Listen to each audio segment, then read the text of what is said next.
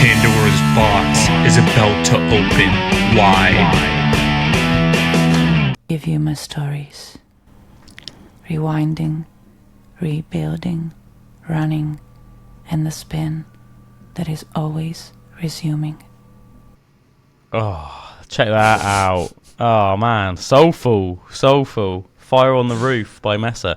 Drew, check that track out. You know that band Messer? I sounded like a female Aston.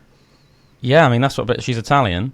So, I mean, you know, shares the fact that she's not English. Because the rest Aston is Ukrainian, isn't he? Yeah. But, yeah, still got that super soulful vibe. So, yeah, that Messer was one of those bands I asked you to get in for Dark Dale. And they're this really amazing Italian band that I've like instantly become a massive fan on. But that track's called Fire on the Roof. You should definitely check that out. I listened to the one that was on Dell, and that was insane. Oh, man, this one's even better. This Fire on the Roof one, I'd say it's better. And then it ends in just this poem that she wrote. Sorry. So it's just really, really lush song. There was another one I've already got into as well called Dress, and you'll like it, Drew, because randomly about 6 minutes into the track, there's this like sassy, jazzy saxophone.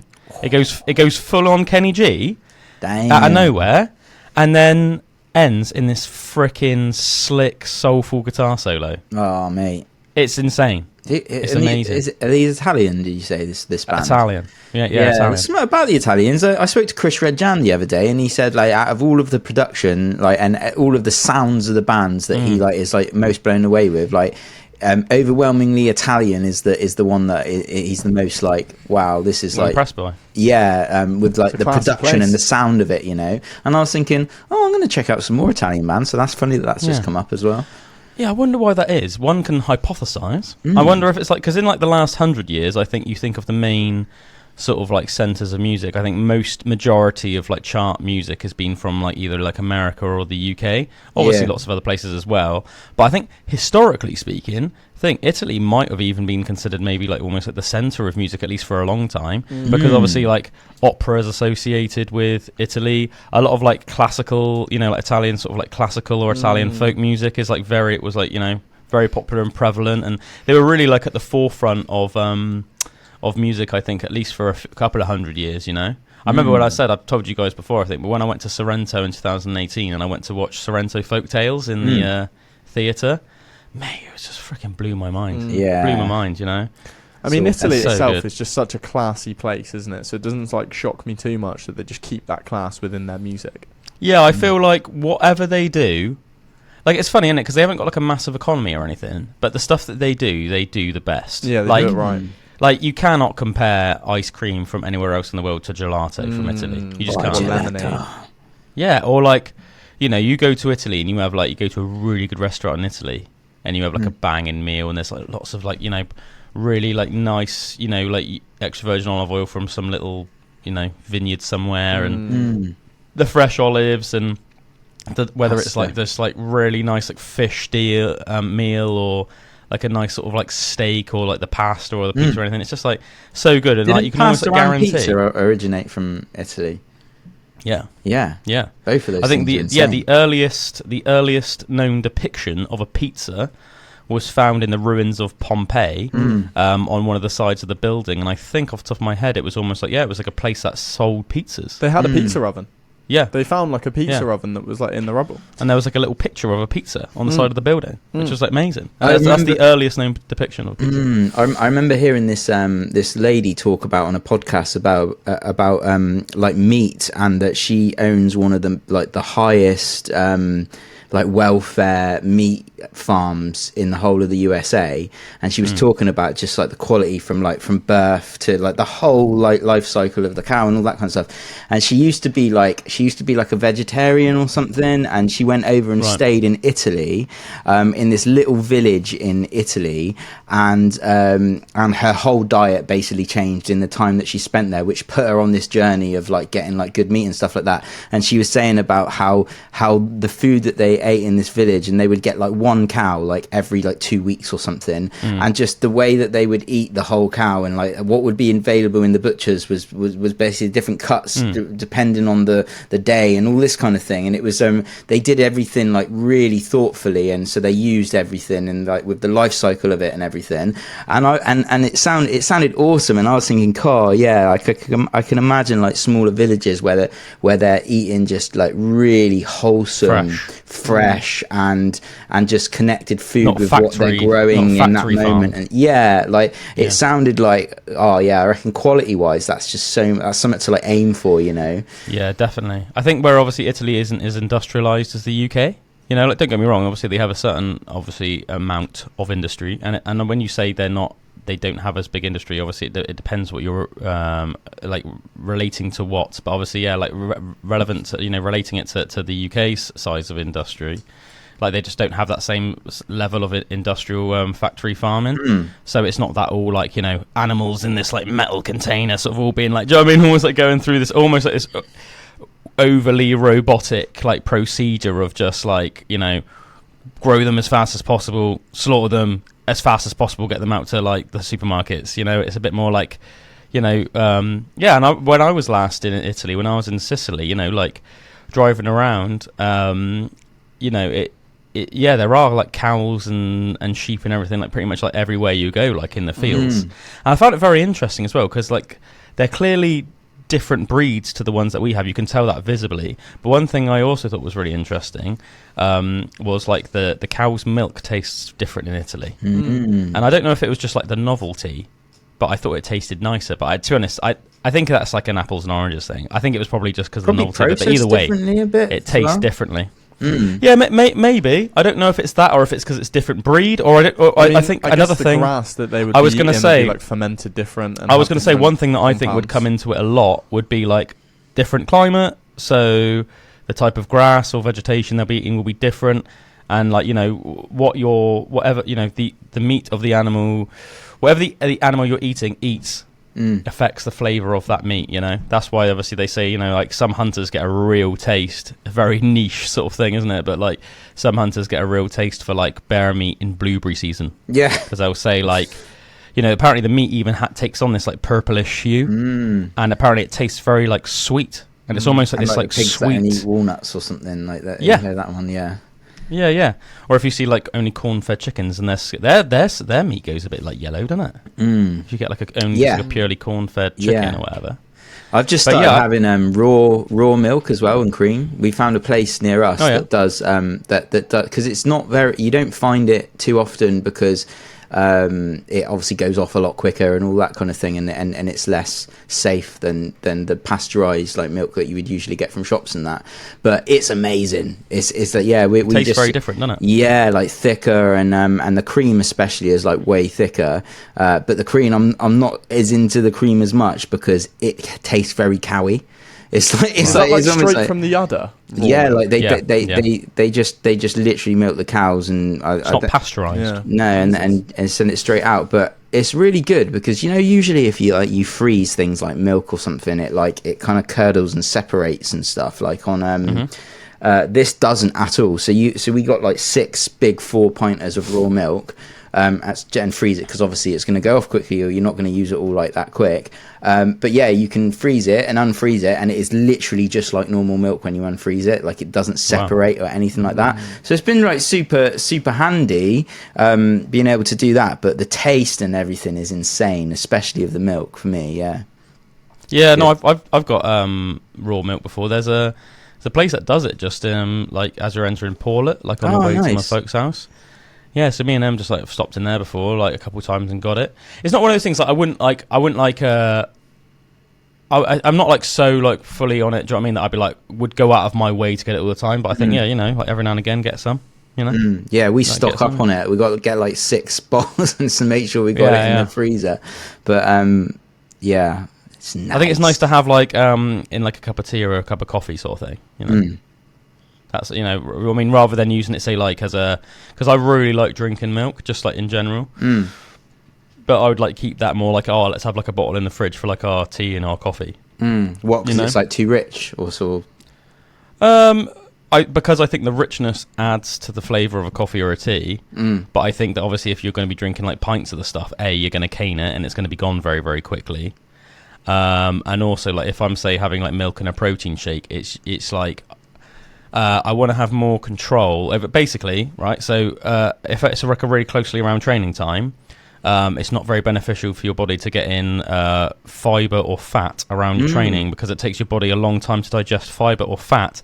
So then your body will divert energy towards your digestion, and what you don't want that around training, because you want all of your energy to go towards your workout. So just like either if it's before or during or after a workout, I'll buy skimmed milk just for my protein shakes, just purely because it has no fat or fibre in.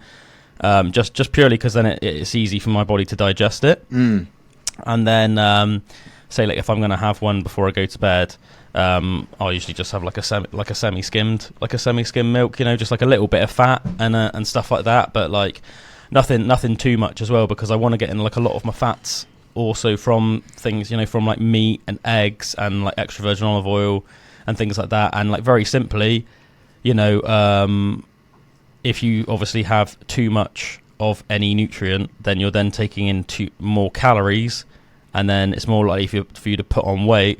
And I personally do not need to put on any more weight. So it's like do you know what I mean? Like everybody has to go by like a case by case basis, don't they? And I would just rather get more of, say, like my fat from some extra virgin olive oil, or from some like red meat, or from some eggs or something like that, than just like because I could just technically have a raw milk protein shake. Do you know what I mean? Yeah, 100%. But that's like a preference thing, isn't it? That's a preference thing, you know. Yeah, if somebody I think else for me, was it's more like trying to get like more natural produce and stuff. So stuff that's been less processed or like not pasteurized and things like that. That was quite like a bonus for it. But yeah, I'm not really. I'm only really kind of using it for like my coffees and that, or maybe for some cereal or something. Not like chugging loads of it.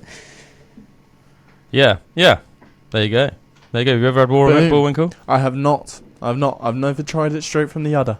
Yeah, I think it's like an acquired taste. I reckon a lot of people would think it was a bit rank, don't you, Drew? Yeah, it's definitely more cowy, and not cowy like it's especially the cream. Like I almost thought I could like taste a bit of manure in it or something, like like the smell of cow. But it's like it does taste quite different, doesn't it? It's so strong, like so rich, as you said, rich. But the milk wasn't too different. I was like, you know, it wasn't like crazy, but the cream was definitely well different. I thought it was quite interesting because you'd think in a way, because he grew up in Somerset in like the 60s, I would have thought that, I don't know, maybe he'd be a bit more keen on it. But I remember, like taking some raw milk over to my folks' house one day, because as I said, the place that sells it's on the way. And my mum was like, what's that? And I was like, raw milk? And I was like drinking some, and he was like, oh, that's not for me. And I thought, that's really weird, isn't it? Especially because he eats like rank stuff like Primula. You know, like Primula? I don't even know what Primula is. It's like that. It's like fake cheese in like a squirty. Oh, it's like a little squirty tube. Like squeezy cheese. Yeah, it's like but it's like mate, it's like it looks like plastic. It looks like plastic. And mate, I don't even know what the ingredients are in Primula, but I bet it's all just like processed rubbish. You know, it's just the nastiest gunk. You know, and I thought it was really funny that he'll eat like tubes of that, but then he was almost like sticking his nose up a bit at the raw milk. He was like, that's not for me. Goat's milk is like a lot thicker as well, isn't it? I don't really like the taste of goat's milk. No, I've had like goat's milk ice cream and it wasn't very good. It's very good for you, but I don't like the taste of it, so that's why I don't have it. With that separation thing, I had goat's milk kefir. That I ordered online, and it was like from like just a little company, and it's apparently like just like really strong kefir. So I froze some of that because like it came in like a big thing, but that all separated. It was horrible. So I was worried about with the actual raw milk. I was like, when it all separates and stuff, it's like it goes rank. It's like the water comes away from the. Yeah. Oh man, that doesn't sound good. That doesn't sound good. Getting back to sort of just like why we even started talking about Italy and then milk in the first place, I really actually want to show you that song now that I was on about with like the sax at the end, but there's not going to be a way for me to show you because I think people listening will be able to hear it because I can put it. Obviously, it comes through on Zoom. But I think remember Drew, like in the past, we've realised that like if it's on the right hand PC, I'll be able to hear it. If it's on the left hand one, like the YouTube, I'll try and be able to. Right, that's it. Yeah, let's try and get something up on YouTube because I just really want to show you guys, and also it's good for the listeners as well for you to listen to this amazing track. But I really just want to show you how it's like a 9-minute long track as well. It's great. Oh, it's like one of those tracks that like takes you on a journey. I won't play the whole thing, but I just want to show you guys something, a bit of it. So good. But yeah, I love Italy. Talking of the Mediterranean, are you looking forward to your Corfu holiday, Drew? Oh yeah, man. That's and it got a while to wait yet, but I'm like really looking forward to it when it comes to it. Yeah, very end, like 30th of June, so like right at the end of June. So to be fair, man, I reckon that's going to go quick. Yeah, what is it now? April? Yeah, like 2 months, like today, really, because it's the 30th today. Yeah, that's going to go quick, man. I mean, I don't know about you, but I think this year is going so quick. Oh yeah, it's like flying. But yeah, it's really nice as well. We've got booked like a 5-star like all-inclusive thing, which I wouldn't have thought I would have done, because like normally we're off like, you know, just kind of like cruising around and doing different things and that. But now we've got like a baby and stuff. So like we just wanted somewhere where we could just completely relax and like, and you know, have everything like all cooked for you and all that kind of stuff. So yeah, and we can like go out to some restaurants and stuff like that. But yeah, we've got like a 5-star all-inclusive. So I reckon it's going to be banging. That's what you want, man. Just for like relaxation. Like, is it by the sea and stuff? And yeah, like a private. So you can get cove. In the sea and yeah, like a little island. Oh, like nice thing. White sandy beach. Yeah, white sandy beach in Greece and just beautiful sea. Man, I love the sea in Greece. It's probably like my favourite sea to swim in. Yeah, I've only been to Kos when I was younger. Like that's the only place I've been to in Greece. But I've been to Corfu actually. Oh, really nice, man. Some of the seas in Turkey are really fun. They're very turbulent. Well, it's very obviously similar sea to Greece, Turkey. I remember going as a kid to some of the beaches, and like the it was like being in like a wave pool.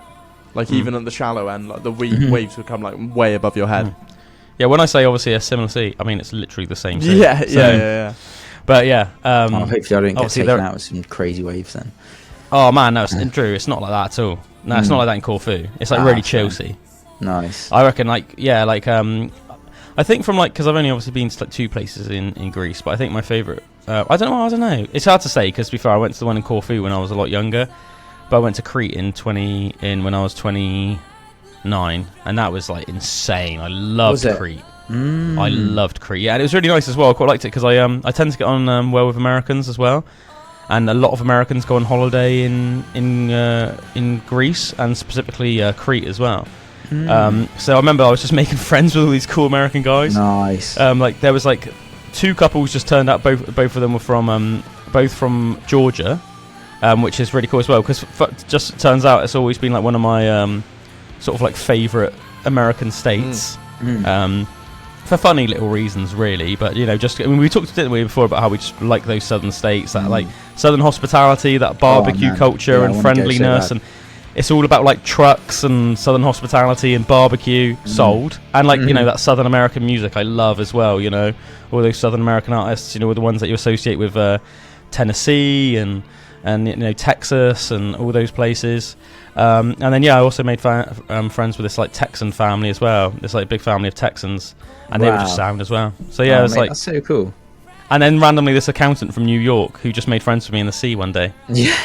He was like, and it's like really funny. He was almost like the one that was almost, I think, from as a British person's point of view, the most like stereotypically American. Do you know what I mean? Because like I guess like because he just came across exactly like one of the like cast of Friends or something. Nice. You know, like where that's set in New York. That's just, he was just like, hey man, yeah, want to go get a soda? You know, it was like very much like that. Whereas like the southern ones were a bit more like chill. Like I got in this fat chat with this one of the couples from Georgia that I made friends with, and I was like chatting to him in the sea, and we were just going like balls deep on like culture and civilization and stuff. And yeah, he was really nice. But one thing I thought was hilarious, and I didn't understand how she was finding it so hard to understand me, because I understood them like perfectly, even though they're both like you know like had like a southern American accent. So like I remember like I was chatting more to him. I can't remember his name now. Really cool guy though. But then his wife was very much like, hey y'all, was a little bit like that, you know.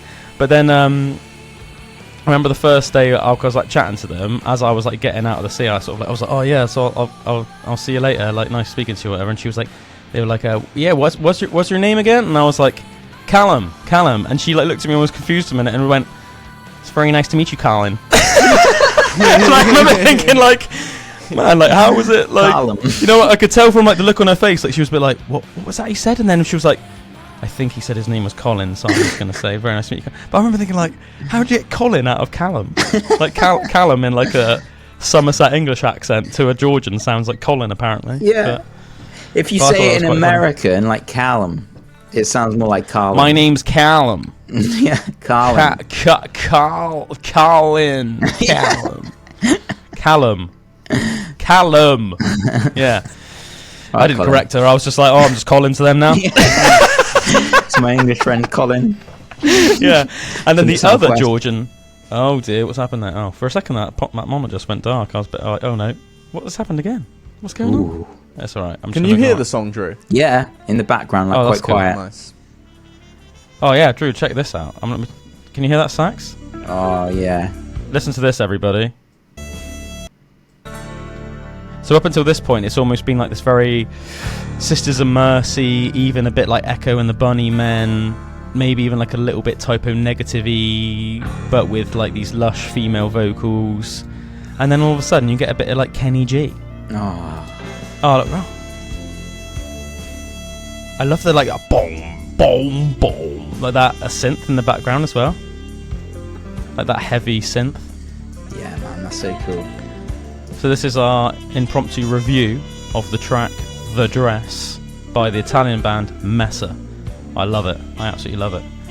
I was listening to it last night after Em went to bed, and I was just like, you know, when you're listening to a track, sometimes you're just thinking to yourself, I can't believe how good this track is. That's what I was doing. Yeah, I love those. That's just like that clean, freaking lush, clean guitar, and it's like cool, almost like a bit of call and response between the sax and the guitar. I almost sent you something yesterday as well. There was like, because I had that yesterday, but it was with like just an acoustic duo, and it was this guy called Tony McManus and this chick that I'd never seen before. But she was insane, man. Just like, and they were like doing this duo of like acoustic, but like real finger picking and that, and it was just epic. It was like, yeah, one of those things. Oh man, where it sounds amazing. Sounds amazing, dude. What sort of like style, if you know what I mean? Was it like more Celtic? Like? Oh, nice, like Celtic folky style. Oh man, I love that. I love that. Check out that freaking like. This is amazing, isn't it? This call and response between the clean guitar and then the sax. I love all of their videos as well are in black and white, and it's obviously such a simple thing to do, but I really like it. I love the fact that they're like, right, every single one of our music videos is going to be in black and white, and as a result, it's almost got this like very noir, like edginess to it. And then I just love this bit as well, because I felt like maybe the song was just going to naturally almost like descend, but then it starts building up again now, and then it gets into this freaking amazing electric guitar solo, but with like distortion, and it's just fat. It's just fat. You check this out, and it's like, you know, with all that synth in the background, almost like Stranger Thingsy synth, and it's building, and then it just gets into this fat guitar solo.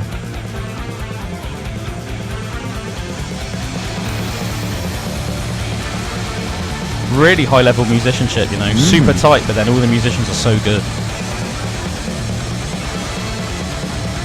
Glass beating away there.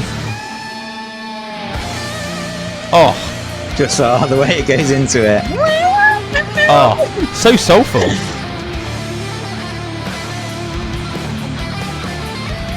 Like Steve Vai would approve of that soul. Hell yeah.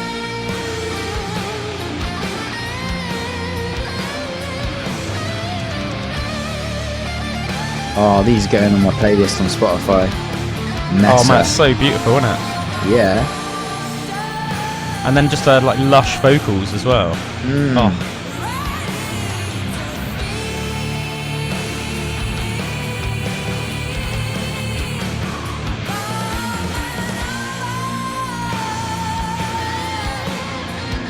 Oh, I was copying it a bit on the guitar there. Oh, how good is that though? I like how she keeps coming back to that like double ascent.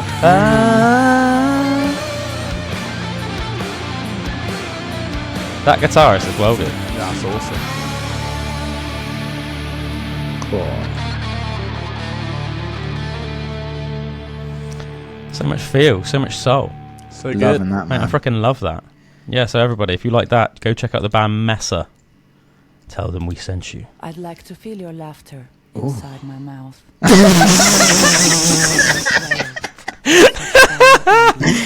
I'd like to feel your good is laughter. that? Inside my mouth. And the blood all over me won't be hidden. How cool is that? Every fear. Also, I think it's cool that she rides a motorbike as well, Drew. Oh, hell yeah. I know that you'd be a fan of that. Kai had me at sax and it's just got better, like, with every... Had me at sax and frickin' sexual guitar solos. Yeah. Next thing, add a motorbike and her going about how she wants your laughter in your mouth. Shimmering frustration above the wings. I don't know why it's reminding me, but, like, I've been getting obsessed recently with, have you heard of, like, Chibson guitars? Chibson? No, mate, I've Yeah, never heard of them. mate. What are they known for? You know, you get yeah, it's really controversial and loads of people get like really annoyed about it. But you know how like China like copy everything and like basically bring off like cheap knockoffs. And yeah. stuff. So basically, there's a certain few factories out in China that have just become insanely good at knocking off Gibsons. And really, and so you can get like a Gibson Les Paul custom, like you know, like the highest like kind of Les Paul, like you can get like in the USA, but like a complete replica of it. And usually like something from China, it's a bit risky coming over, and it's not going to be that good. But I've been like watching like loads of reviews from like guitarists and stuff that are on YouTube, you know, be going deep down the rabbit hole of like from these two certain factories, like the ones that come over and they're actually insanely built and they're like really well made, and you can completely get them custom to whatever you want, like custom inlays, custom, like you could basically build whatever you wanted color wise, all that kind of stuff. And they're coming over with like stainless steel frets and that as well, so like and like the fit and finish of them are apparently insane. And I'm like, I really want to get one just for like just to see, you know, like you could basically get a Les Paul custom for about $300 instead of about like $6,000. Mate, that is insane. I know. $300. Yeah. I didn't know you were going to say that much of a price. Yeah, like cheaper than that, man. Some of them are like $190 and that, and they're how are they making them to that high of a standard? CNC, so cheap, like CNC machining. So like I've seen like a load of videos on it and that, and they've got these factories. They've got all the templates and everything like that. They're building loads of guitars to like a high standard for company like Epiphone like do them over there as well. So it's like the same factories as like Epiphones will be coming from, and that as well that are made in like China. And Epiphone's owned by Gibson, isn't it? Yeah, so Epiphone is like the cheaper Gibson one, but now Epiphones are still expensive. They're like over $1,000. You get an Epiphone Les Paul custom will still cost you over $1,000, and then an actual Gibson Les Paul custom will be like $4,000, $5,000, $6,000. You know. People like Matt Heafy just play Epiphones, don't they? And that's what I mean. Considering he's like a relatively big band, that's and so the standards are like pretty high for like the Epiphones and that now that are coming from these Chinese like factories and that. But these other ones are like even better quality than the Epiphones, but they're cheaper, much cheaper than the Epiphones as well. Like there's people been like, because there's this do you know Kirk Hammett's like Les Paul Greenie guitar, that one called Greenie, and it's like the one that used to be owned by Peter Green. I think it used I think that's what it is. It's like a gold Les Paul, like yellowy coloured, mate, that used to be owned by was it Gary Moore? I thought it was owned by Gary Moore. No, it's green. The reason it's called Greenie is it was owned by the original guitarist for Fleetwood Mac, mate.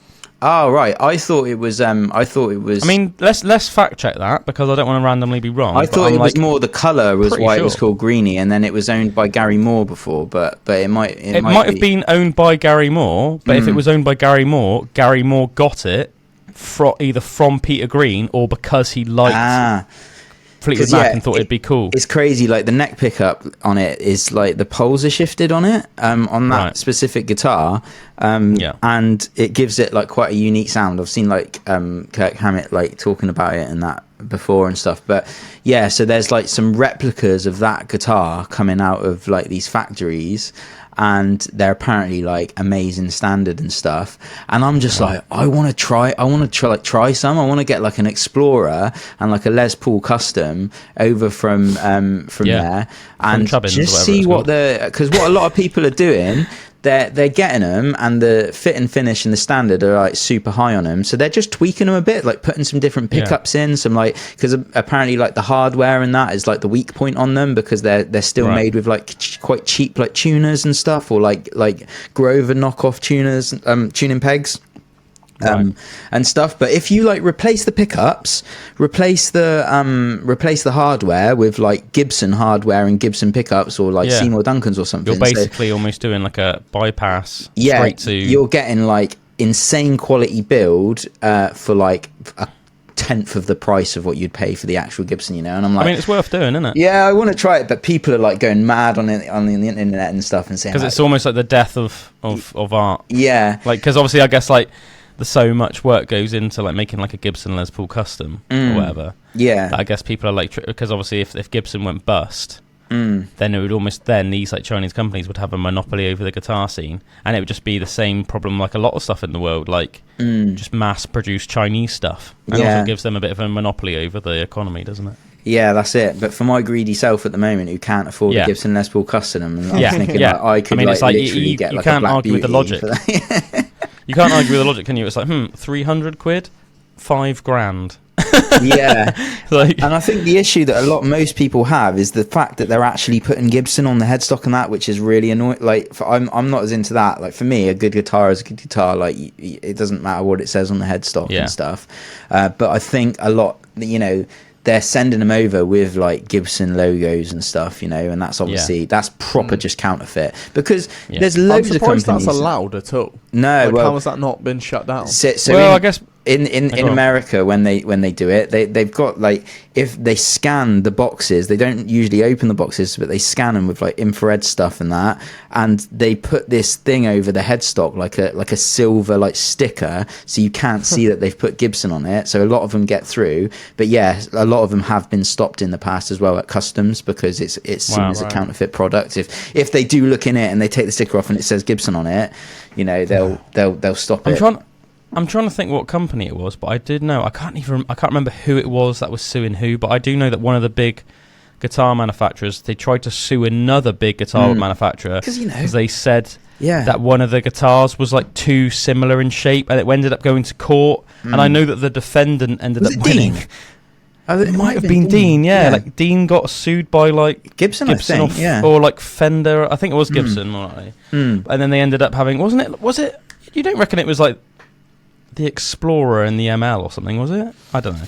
Yeah, I think they're so different. I think it was because that is like very specific to. It's very different, isn't it? Yeah, I might be wrong, but like I can imagine it was like one of their like, because they do like Les Paul shapes, but like, and you think of every big brand do has like almost shapes like a Les Paul shapey thing, a Les Paul shape and a Strat shape. They're just very standard. Like, I mean, if you think about like what you think of when you think of like a Jackson or an Ibanez. You do think they are sort of like Strat shapes, aren't they? Like, got two horns. Yeah, they're not exactly, but they've basically like because it's known for its playability, isn't it? A Strat shape, like it's very comfortable to hold, and it's really great for like league players and everything. The accessibility to like the higher frets and everything. But it was like, they've taken that blueprint. But yeah, to give everyone a bit of information on the infamous Greenie guitar. Greenie is a 1959 Gibson Les Paul standard. The guitar is known for its unique out-of-phase tone, which is the result of a reversed magnet in the neck pickup. This sound has become highly sought after amongst guitar players, so much so that flipping the magnet in the neck pickup has affectionately become referred to as the Peter Green mod. The Gibson custom shop produced 2 limited runs of Greenie replicas in 2010 and 2022, respectively, before the guitar was added to Gibson's core lineup in 2023. The company also released the Gary Moore Les Paul standard in 2013, which included many of the same features as Greenie. The guitar was originally owned by English musician Peter Green. He bought it for 6 guineas from the Selma Musical Instrument Shop in London after being asked to join the band John Mayall and the Blues Breakers. Green made his recording debut with the guitar on the group's 1967 album A Hard Road. The record featured the instrumental The Supernatural, which showcased Green's unique playing style and guitar tone. Following the album's release, Green went on to form his own group, the famous Fleetwood Mac. He released 4 albums with Fleetwood Mac and used his Les Paul extensively in the studio and during live performances. Many of Fleetwood Mac's early hits were recordings with Greenie, including my favourite Fleetwood Mac track, Oh Well, Oh Well and Oh Well Part 2, mate, such good tracks. I didn't realise that he played with Greenie on that, although probably makes sense really. I mean, it was his main guitar, but they're just like masterpieces. They're like it's a part 1 and a part 2. I can't even the think first of it in my head, but I love Fleetwood Mac. Mate, so good. The first one's really rocky, and the second one's almost like a classical guitar piece. It's like insane. The other tracks include Black Magic Woman, The Green Manalishi, with the 2-prong crown. That's a hell of a name for a track, isn't it? And Albatross. It then says, in January 1970, Peter Green met Northern Irish guitarist Gary Moore. Obviously, I love Gary Moore because he played in Thin Lizzy for a while, who was opening up for Fleetwood Mac with his own group, Skid Row. Moore regarded Green as one of his biggest influences, and the two soon became friends.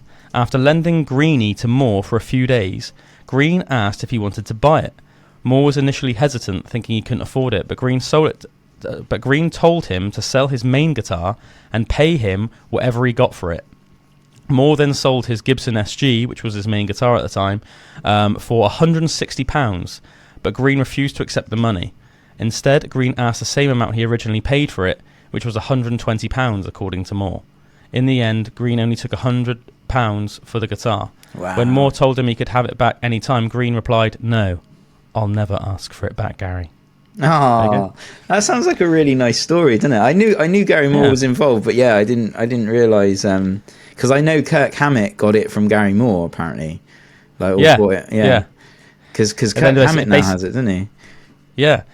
Mate, the history of this guitar is insane. It then goes on to say that Moore used the guitar extensively throughout his career, both as a solo artist and in other bands. Most notably, he used it on Thin Lizzy's Black Rose, A Rock Legend, and his solo with Phil Lynott on Parisian Walkways. Oh, Parisian Walkways, amazing! Which is considered Moore's signature song. Yeah. It goes on to say that while he owned the guitar, Moore replaced the jack plate as well as the bottom volume and tone knobs. He also replaced the original machine heads with Spurzl tuners. Ooh, Spurzl. In '95, Moore released Blues for Greenie, a tribute album to Peter Green, on which he used Greenie throughout the record. In 2006, Moore was forced to sell the guitar due to his financial troubles. That's really sad, isn't it? You wouldn't think someone like Gary Moore would have financial... Yeah. Like, he was like guitarist of Thin Lizzy, and like, that's mad. He sold it to guitar dealer Phil Winfield for somewhere between $750,000 and $1.2 million. I like how it's just like somewhere between that. Like, why couldn't you find that? That's insane. It was then put on sale by Winfield for $2 million, after which it was owned by several private collectors, before in 2014, Metallica guitarist Kirk Hammett purchased Greenie from guitar dealer Richard Henry for what Kirk just said was less than $2 million. Henry was selling the guitar on behalf of the then owner Mevlin Franks, and Franks had consigned the guitar to Henry.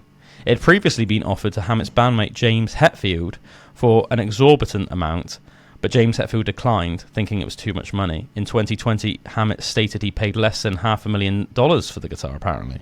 That's mad. As Franks was facing financial issues and other problems in the United States and needed a quick sale. Oh, so Kirk capitalised. Yeah. Hammett has since used Greenie extensively in the studio for Metallica albums and during live Metallica performances.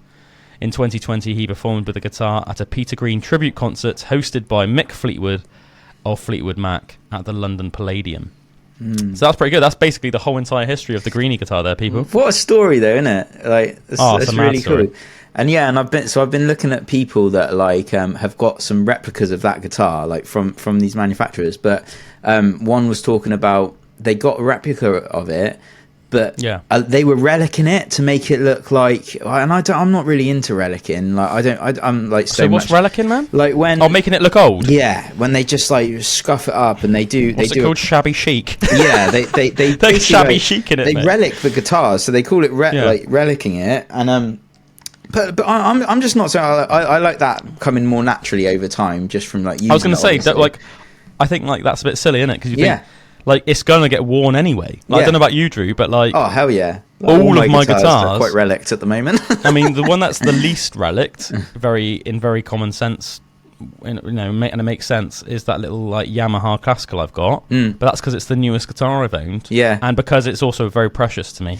The only thing that obviously I always try and keep it safe. Yeah, that I wish were less relict on my guitars. Like the most important bit for me that I don't want to get like it is the neck. And like say like my Maton, like I've got some dings on the neck, which are like, like they're just more annoying because like you want a neck to just be completely smooth. Like I love that the neck is like it's like worn down. Can you see the difference in color on it? Like that's like a nice, not massively, but I think it looks a bit darker. Yeah, it looks darker. So look at the headstock compared to like that. It's like much darker.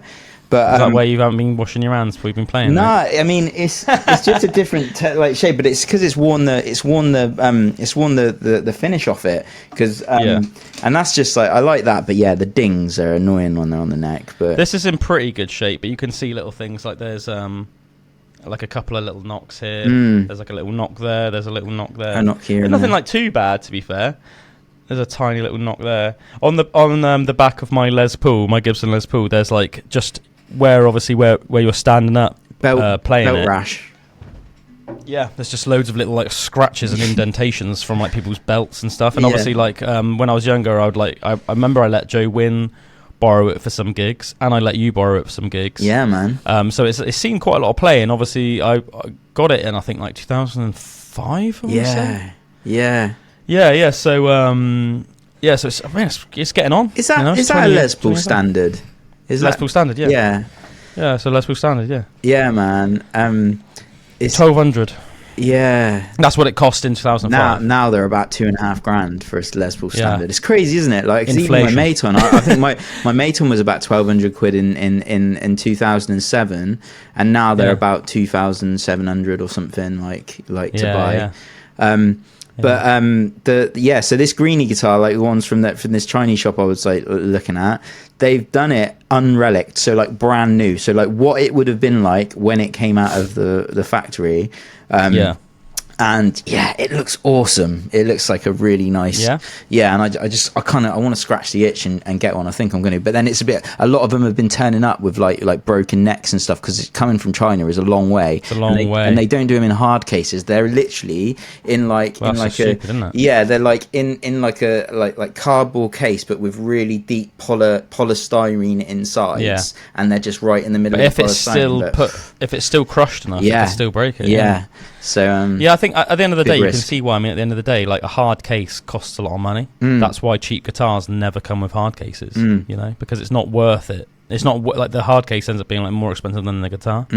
But yeah, at the same time, if you are getting something like that, the last thing you want is to wait for it to arrive all the way from China. Takes, and a month to get there or something, and then it's got broken neck. Must be well annoying. That'd be heartbreaking, wouldn't it? Yeah, but like the Explorers look insane as well, because normally on an Explorer you got like the normal like fretting, like the little dots and stuff, but on like a Les Paul Custom you got those big squares on the frets, the square like inlays and stuff, like they look real nice, and those big, you know, and like the real big binding all the way around the body and stuff. And you can get a Gibson Explorer or a Chibson Explorer Custom. So you've got such a funny name, Chibson. Yeah, because people are just nicknaming them Chibson because they're like Chinese Gibson. So it's like Chibson. So they're not actually called Gibson. They say Gibson on the headstock, but people are just calling them Chibsons as like a. They actually say Gibson on headstock and everything. Yeah, that's what I was saying. Like, why it's like so annoying. So they come over like it's like so they're basically like ripping them off completely with the names on the headstocks and that. So you could like brag to your mate and be like, "Look, I got a Gibson." And a lot of people that play them don't even know the difference because they're made so well, you know. So and these are like expert guitarists and stuff, and like luthiers that say they can't tell the difference. Yeah, this is what's like kind of turned me on to it because I've been watching these like, videos. Well, if it's good enough for these guys, I'm like with a bit of tweaking and some new pickups and that, I could get like an Explorer Custom with like the like almost Les Paul kind of necks where you got the square inlays and stuff like that. I think that'd be dope, you know. Yeah, man. Watch this space. Well, I'm going to order one soon, and we'll have to see what it's like. Yeah, let's just pray it doesn't. On the show. Pray it doesn't come broken. Yeah, but imagine like you like flying V's. Like you could get like every like really amazing Gibson, like a Les Paul Custom, an Explorer, a Flying V, an SG and stuff, and just have them as like, you know. And if they're pretty decent, it'd be just nice to try those guitars out. I do just like love guitars, and what I mean by that is it's not necessarily like I love it's almost like I love like just the different guitars and with the different like things, you know, the different tones and everything that they can play, you know, and the different like playability and how the different ones feel and stuff. Almost like from like a like a historian's point of view. Do you know what I mean? You know, because obviously like everything has its history, and I just think that the history of guitars are fascinating. You know, whether it's like, you know, the fact that, you know, the first like steel string guitars were made in like America, like Martin guitars were the first ones that made them with steel strings, and it was because when they used to play live with like brass instruments and stuff like that, nobody could hear the nylon strings. So Martin invented a steel string guitar so it could cut through the sound of like the brass and the other instruments in a live setting, because obviously this was pre like electricity and amplification. And then that almost like was a step forward suddenly in then like the history and the evolution of guitars. Yeah. And obviously now, you mean pretty much every single acoustic brand, apart from obviously some very, very fancy classical guitar brands, you know, will offer a steel string. And, you know, obviously they've become the norm now rather than, you know, like more, if somebody with an acoustic's more likely to have a steel string guitar than they are to have a nylon guitar. Nylon guitar is almost considered more of like a niche thing now, isn't it? It's like you have to specifically want to buy a nylon to get a nylon, if that, you know what I mean? Yeah. Like, or whereas like like, you some know, of the cheapest ones, or I remember when I first started out, like the cheapest guitar I could get when I was like 12 was a nylon string, like a nylon 3/4 one from Argos. I remember I bought that, like, you know, and that was about like 40 quid or something. Yeah. And then obviously, they had then suddenly the invent of do you know what the first ever electric guitar was, Drew? Was it the Les Paul? Strat or Les Paul, wasn't it? Was it the Strat or the Les Paul? Yeah, 'cause I know that obviously around Les a similar Paul, time. the Les Paul's obviously was named after the guitarist Les Paul, wasn't it? And he played with a Les amazing Paul guitarist, as well. and it was literally named after him. But I can't remember actually off the top of my head what the first electric guitar was, and if it was a Gibson or if it was a Fender. But that would be a cool thing to look into. I find it hilarious, right? Because as a guitarist, like I see myself as like if you said to me like Strat or Les Paul, I'm like I'm more a Les Paul person. Like I love Les Pauls. Like I just think they look insane. I remember I had like a Stag Les Paul when I was younger, and it was just I used to love it. A black one. But it's Didn't it have 3 hilarious. pickups? No, it didn't. It just had 2, but it was like a black Les Paul custom copy, but with like gold hardware and that. But I do remember it for some reason. I thought the intonation was crap on it because it was like so like cheap Stag. Yeah, so like I never knew how to sort it out, so I sold it in the end. But I wish I didn't now. But it's funny because my only electrics that I've got now are like a Strat shape. And I'm like, what the hell? Like, it's so weird how like I see myself as like a much more like Les Paul. I love Les Pauls, but all my guitars are like Strat with like Floyd Rose. It's like I know what you mean, but that Strat shape, but they're all like, you know, like Charvels and Jacksons, aren't they? So they're like a Gibson scale length, because like Gibsons are like 24.75 when Strats are like 25.5, so they're a bit so I've got like Strats but with a Gibson scale length. So it's a bit of a weird mix, but but I feel like those Charvels Charvels and those Jacksons were almost like specifically made though, weren't they, for like lead guitarists in more like rock and metal-y bands. And obviously that's really what you that's what you bought those guitars for, wasn't it? Was with the purpose of being a lead guitar in a metal 24 band. frets, Floyd Rose. Like generally on a Les Paul you wouldn't really get 24 frets, it's 22 usually, or like all the time, and not usually a Floyd Rose either.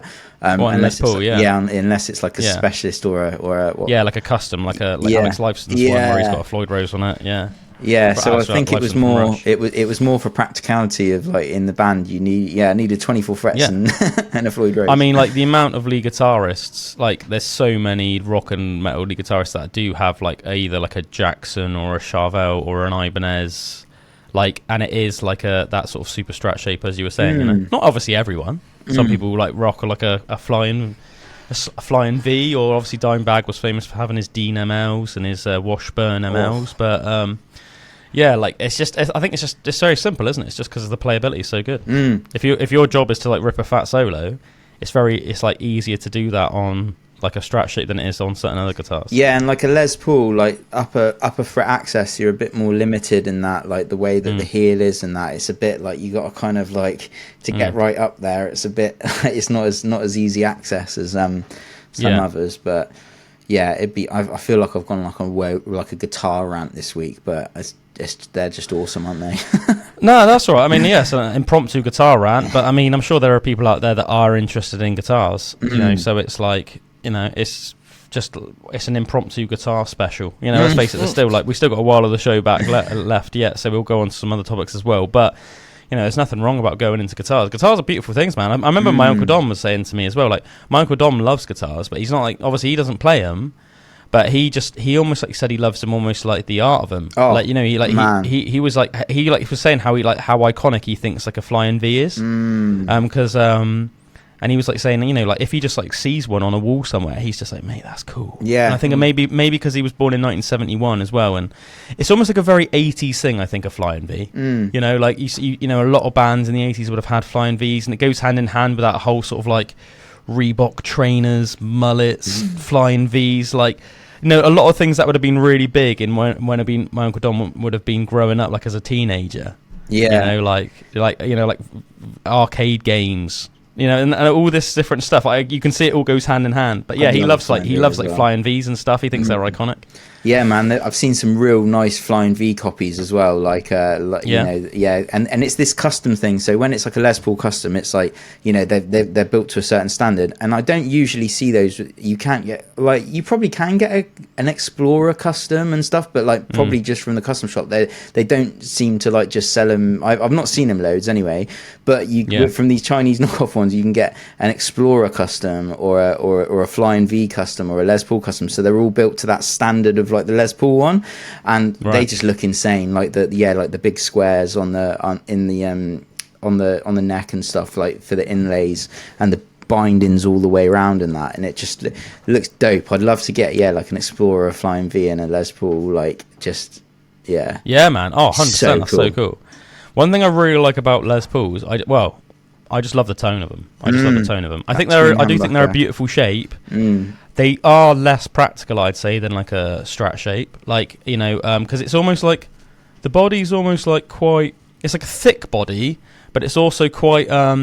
It's not like that big from like here to here. Do you know what I mean? Like a Strat's probably like that, and a Les Paul's like that, because you know. But it is a beautiful shape. But I would say it's not as practical to play sitting down. On your lap, got it's like quite a heavy far back as well, isn't it? Like when it's on your lap, you're like it's far back here, like, you know. Whereas a Strat it's not like proportioned, is it? Like, do you know what I mean? The weight isn't distributed well. Like, it's got a heavy bottom, so it's almost like you're always having to sort of like almost pull it down a little bit at the neck. You don't necessarily feel like you're actively doing that, but like it's almost like if you suddenly took your hands off it, it would go boom. Yeah, you know. Whereas a Strat is like very even weight distribution, isn't it? And like, even though I hardly ever play a Strat, because I do have that really old Tanglewood Strat. If I ever do play it, I'm like actually the playability of this is great. I'm like, you know what I mean? It's like actually fantastic, especially when you bear in mind that that Tanglewood Strat I've got is much cheaper than the Les Paul, like, you know, proper Gibson Les Paul. Yeah. But the playability of it is fantastic, and that's what people have been kind of saying, and what's been like opened me up to it a bit more. It's like the actual difference in playability of, say, some of these knockoff ones that are done up real nice, compared to like ones that are 10 times the price. It's not there's not as much of a difference in, you know what I mean, like it's negligible. So just value wise, if you want to try different guitars out on that, you could get like a much bigger collection than if you were trying to do that with all of the actual like custom ones and things like that, you know. Like there's another brand, Harley Benton, which is, I think it's like European, but they're apparently doing some real nice like kind of Les Paul type things as well at the moment, but they're about 280 quid or something, and I've been looking at them thinking that's like the European kind of Chibson kind of like things. Okay. Yeah, I've seen some reviews on them on like YouTube and stuff, and like people are saying like they play amazingly, stainless steel frets, and like, you know, sound really nice and stuff. So I'm like, I might try one of those out. Yeah, that's cool, man. I find it interesting. It's like, I think it's really interesting as well, like, obviously what we were saying, but like people like Josh, who obviously, like, Josh is like an amazing guitarist. In some ways, he's like the best at what he does. You know what I mean? But he's like not interested in guitars really at all, is he? Like, he loves his guitars, and especially that white. Is it like a James Hetfield? Like, it's special or something. I think it's an ESP. Like an ESP. But it's like an Explorer. I don't know what the guitar's called. Yeah, it's like an Explorer shape, but it's not. But it's a bit, almost like a bit more. It's got a bit. Yeah, it's got a bit of weird, like different shapes on the. But isn't it like a James Hetfield signature? Yeah, like an ESP James Hetfield signature or something like that. Yeah, but he like loves that, but like he's not actually that like interested in like almost like, you know, all the stuff that we're talking about. Like I find it fascinating, like I find it really interesting to know like you know, like what's the difference between like a hollow body guitar and like we're a like solid really body, and into then you the get intricacies of different guitars and stuff like and then obviously you get ones that are like semi-hollow bodies, like a Gibson ES, you know, and people like Dave Grohl play that a lot, where you can get like a rocky sound, but I've it's never got like even played one of those. That'd be real. no, cool. I haven't, Yeah. and I'd love to. Try It's got one, that yeah. like jangly, you know, you think of like the beginning riff on say like Times Like These by Foo Fighters, like that's Still almost what I think of, like humbuckers, but like got a bit of a different sound to it as well. like that's like a semi-hollow body guitar. Like it would be harder to replicate that on a solid body guitar like a Gibson Les Paul. You know, like you could do it, but it wouldn't have that same feel that's like on a semi-hollow like an ES or something, or like in some songs Alex Lifeson from Rush, he utilizes an ES because it just affects the sound like slightly different, these little nuanced differences. A similar guitar to that would be like, there's some Rickenbackers, isn't there, that are like semi-hollow bodies that are almost like a similar shape to a Gibson ES, aren't they, like similar-ish, just like almost like quite big, aren't they? They're quite like fat. And Gretsch as well. Gretsch have some like really Gretsch big, is another one. big old fatties. I just find it, and like not just that, but like the difference say between like a single coil pickup and then like humbuckers or whatever, you know, like and also like I've been like real delving into acoustic stuff like recently as well, and like a lot of different like luthiers and builders, and they talk about the different bracing that you have on the top of the sound, like on the soundboard or on the back of the like the top of the guitar, and just how it affects the sound and how they tune it, and they shave off bits of wood and try and get the what's it called, the top of the acoustic like thinner, so it's more resonant, but it's still got to be structurally sound, like it can't obviously break or anything. So it's like that balance with an acoustic. It seems to be like a lot more of a balancing act between like string tension and the wood type and how like large it is and things like that, like just because it's not about the pickup as much, it's like the resonance of the actual body of the guitar, and all that stuff is so intricate and like quite scientific, how they like figure out how to do like different shapes and different techniques to make it more resonant and stuff, you know. It's like so interesting. You can go like down a right rabbit hole with it, and just like the wood choices and that, like the incredibly beautiful like figured woods and quilted maple, and like it's just just knowing, obviously, like knowing what the different woods, almost like how it affects the sound, helps you obviously then as a player. Like what are you after? Like I really like more like mahogany, like deeper, like it's not so good obviously for cutting through, like it's not going to cut through like a Sitka spruce would, so in that regard it's almost more of like a humbucker in like, do you know what I mean, than like a single coil, if you want to almost like compare it to like a like an electric guitar. But like it has that, I feel like it's a good mahogany. And it's a good, I feel like it's a good guitar choice for somebody that wants to play it while they're singing. You don't want it to battle the singing, you know what I mean? Like, because if you play, I feel like, you know, you want your voice to be the thing that's cutting through, not the guitar. Accompaniment, like a warm like accompaniment with it. You want to be playing the chords. Do you know what I mean? And having that as like and then you're singing over the top of it. Mahogany acoustic, because sometimes you get like mahogany back and sides with like a spruce top or something, but like just all mahogany is like warm. Obviously you can get like a because there's different ranges, isn't there, even of like the really higher level guitars, but like you could get like, you know, for like 850 quid you could get like a pretty decent like Martin all body mahogany, I think. I've looked into it in the past anyway, because I remember when I was like shopping around for what I ended up obviously getting that Yamaha. I like, you know, at first I was Ibanez, like, isn't it, the mahogany one? Ibanez mahogany. Isn't your? Oh no! I'm talking about, you know, the when I bought the Yamaha. The classical, electroacoustic. One. I was sort of shopping around. I was thinking about maybe getting like a mahogany Martin, and then I changed my mind, and then I started seeing these reviews of that Yamaha one I ended up getting, and then I was like, actually, I'm gonna get that. It's like a bit like what you were saying about the Chibbons or whatever they're called, Chibsons.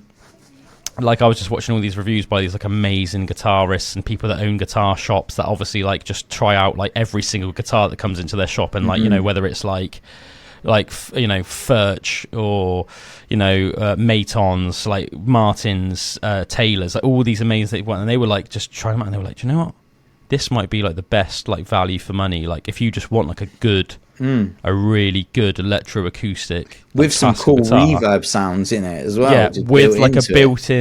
built-in pickup and a couple of like like they were basically saying like, oh yeah, that, we've played ones that are like 3 times as much money that aren't any better and stuff. So I was like, I'm getting that.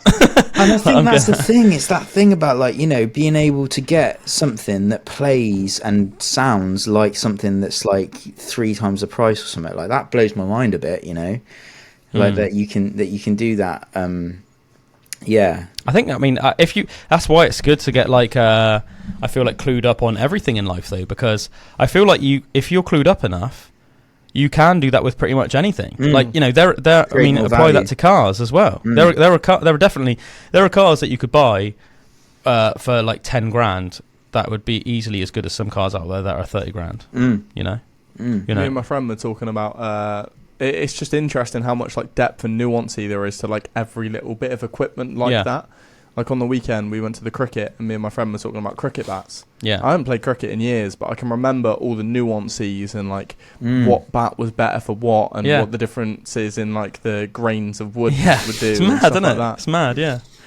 It's I mean, we've talked about this before, but like once you get deep enough into anything, like I think people think on a surface level like a guitar is a guitar, a car is a car, like whatever.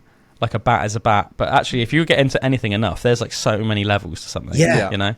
Talks about it in guitar, like in the full-on balls deep like nerd lifting world, you have like the world champions and the people that just like love gym equipment and like gym manufacturers and that like will debate what like the best barbell is for like ages. And it's like you think like that's almost like on a more comical level because you're like it's literally a bar of metal. Yeah. Do you know what I mean? Like at least with a guitar you think, well, there's like lots of different components to it, but like they're like be like, it's all to do with like how aggressive the knurling is and exactly what metal you're using and like the way that the way that like there's obviously a difference between actually the bar, like where you hold it and where you put on the weights and like how easily that rotates and all the rest of it. Like it's like it's so funny, and deep. Like every bar has like a different like what you call like whip. So it's like if you say you're doing a deadlift, like some bars won't have any bend and some bars have more of a bend, and it's like how that affects your lift and oh man, it's so funny. That's why I think it's funny. Like that people, when people say they're bored, like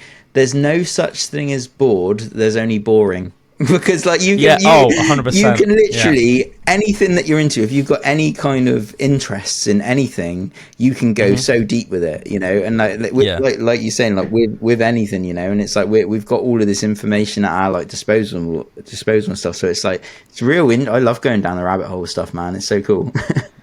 Oh man, me too. I say like that is the barbell that I've got is it's almost known as being like one of the best like all rounders. It's called a Rogue Ohio bar. So that's nice. That's like my main bar in gym. I've got like several bars, but that's almost like my default straight bar. Is there much disparity in price between barbells?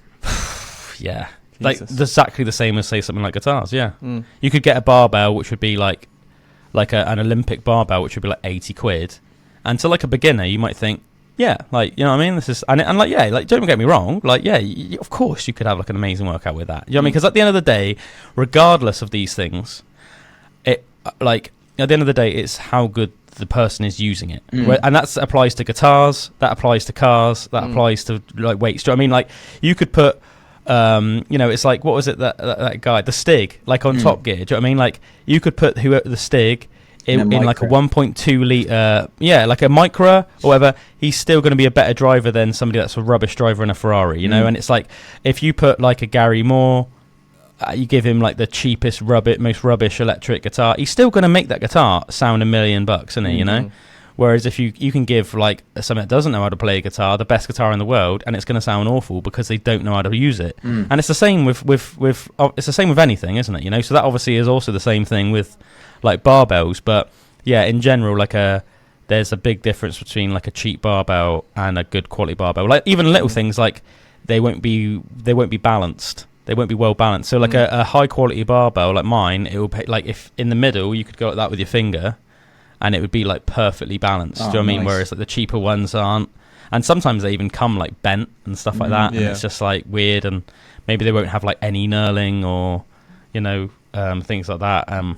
Which is like like the grippy bumps. Yeah, like the grippy bumps. Yeah, that's called knurling. Oh yeah. And some bars have really some bars have what's known as really aggressive knurling, which basically means it's almost like sharp. Yeah, I don't like those. Like those. Some knurling is like so aggressive that you use it and it's almost like making your hands bleed by the end of the workout. It's quite hardcore. But some people like it because it's so grippy. It's like they love it. You do a squat, you're almost like it's so like rigid on your back, and they love it. They love it. Just a real quick aside on but similar to this. Have you seen this? Like, I've only just seen him recently on like social media and stuff, but I've been freaking loving the videos. And it's this guy called Anatoly. And he's this power lifter that's that's skinny as anything, but he'll go in the gym and he'll pretend he's a cleaner, and he's got a 38 kilogram mop that he just carries around with one hand, like, and just mops that's like hilarious. it. So he just mops and pretends, and then he's like Russian or something, and he's like, oh, you just hold my mop a sec. I want to try your weight that you're doing, and they're like, no, dude, this is like 200 kilograms or whatever. Yeah, like big jacked up dudes. Massively, like triple the size of him in that. And they're like no, you're gonna hurt yourself in that. And then they've just done like 1 rep max with it, and he'll just like give him his mop, and they go like and drop the mop like that, and then he'll just pick it up and do like four like things of 4 or it. 5 reps. Yeah. And I'm like, man, I just love him, and it's the shock on these people's face and the gym bros' face that are like huge. But yeah, brilliant. And he's like some world champion powerlifter. Yeah. Is he? Yeah, because but he always dressed, and he's dressed up as an old man before in there as well, and he'll just like I've seen them. He'll just grab it with one arm and just chuck it over his head with one arm, like and stuff. And you see some guys, and they're like juiced up, man. They're like juiced up roiders. Yeah. And they're like obviously like like in that gym, they're probably used to being like the strongest guys in there. And then they get real funny there's levels to everything.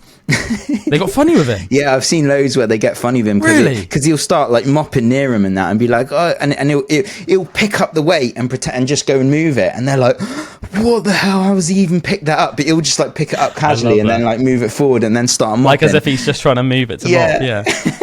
Yeah, that's so good. Yeah, I mean, obviously in powerlifting there's weight classes.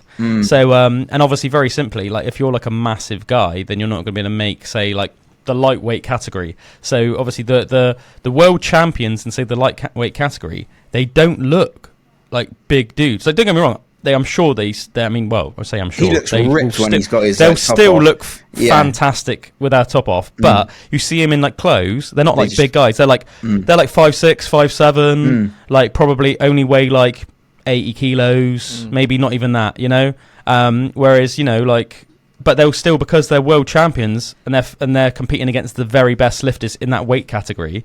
Obviously, they're not as strong as, say, the world champion weight lifters that are in like the heavyweight category. But compared to the average person, they're still like they're still in like the top 0.1% of strongest humans on the planet.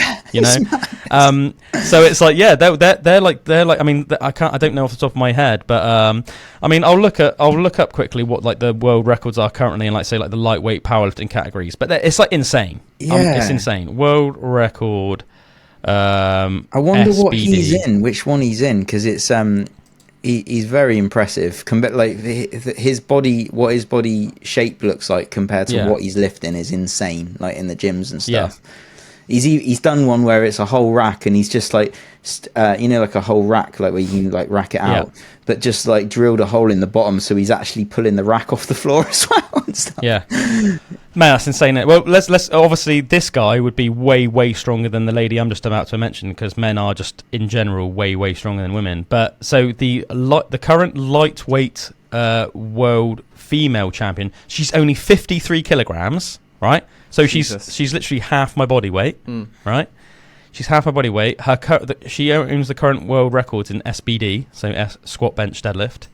In the lightweight female division, her 1 rep max is 157 kilogram squat, 120 kilogram bench, and 185 kilogram deadlift.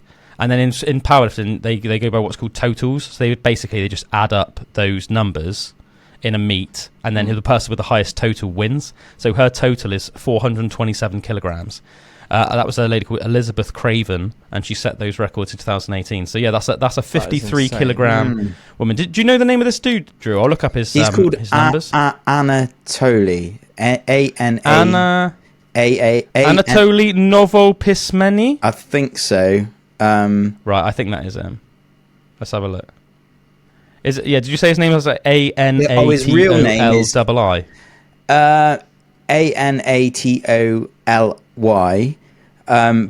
Yeah, but his real name is Vladimir Shmondenko, which is Vladimir Shmondenko. Yep, I've just found him. His best press. Let's have a look. I'll just put SBD. Vladimir. Right, let's have a look. So I think he might. It doesn't actually say, but I think he might compete in the middleweight division. So like he's probably like, I don't know what the middleweight division is for men's, but maybe it's like 85 kilos, something like that. But anyway, it says that his what's this? Holds the title of Master of Sports of International Class in powerlifting. I don't know what that means. International champion equivalent title in itself.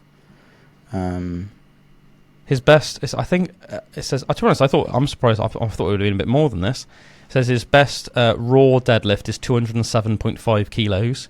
His best raw bench. Raw basically just means like, you know, nothing aiding you, like no equipment or anything. You know, like no like haven't got a suit on or like anything helping you with 122.5 kilo bench and 137.5 kilo squat. I feel like that can't be right, surely, because I swear some of those videos he's lifting more like that in the gym. Yeah. Do you know what I mean? Like, and doing. Oh, like, wait. No, I've just found something else. Yeah, that magazine must have been like that must have just really old. Or something. That art that must have just been wrong. But I've just seen something that's saying Vladimir Shrondenko's powerlifting deadlift personal record is 290 kilos. That sounds way more likely. Yeah. His powerlifting squat personal record is 210 kilos. He's 5'11" and weighs 78 kilos. Yeah, that's insane. So he's like 25 kilos lighter than me. Weighs about my weight. Yeah. But he can That's crazy. deadlift 290 kilos. He's got a cracking bod, I can tell you that. Yeah. Oh baby. And that's I mean, fair play. Yeah. Yeah, I forgot to ask you about this guy last week, but I thought he's really, those videos are awesome. I've just been like watching those. I have seen them before. Yeah, they are really funny. Yeah, so it's really 2 kilogram up, but it's still pretty heavy, isn't it? Hell yeah.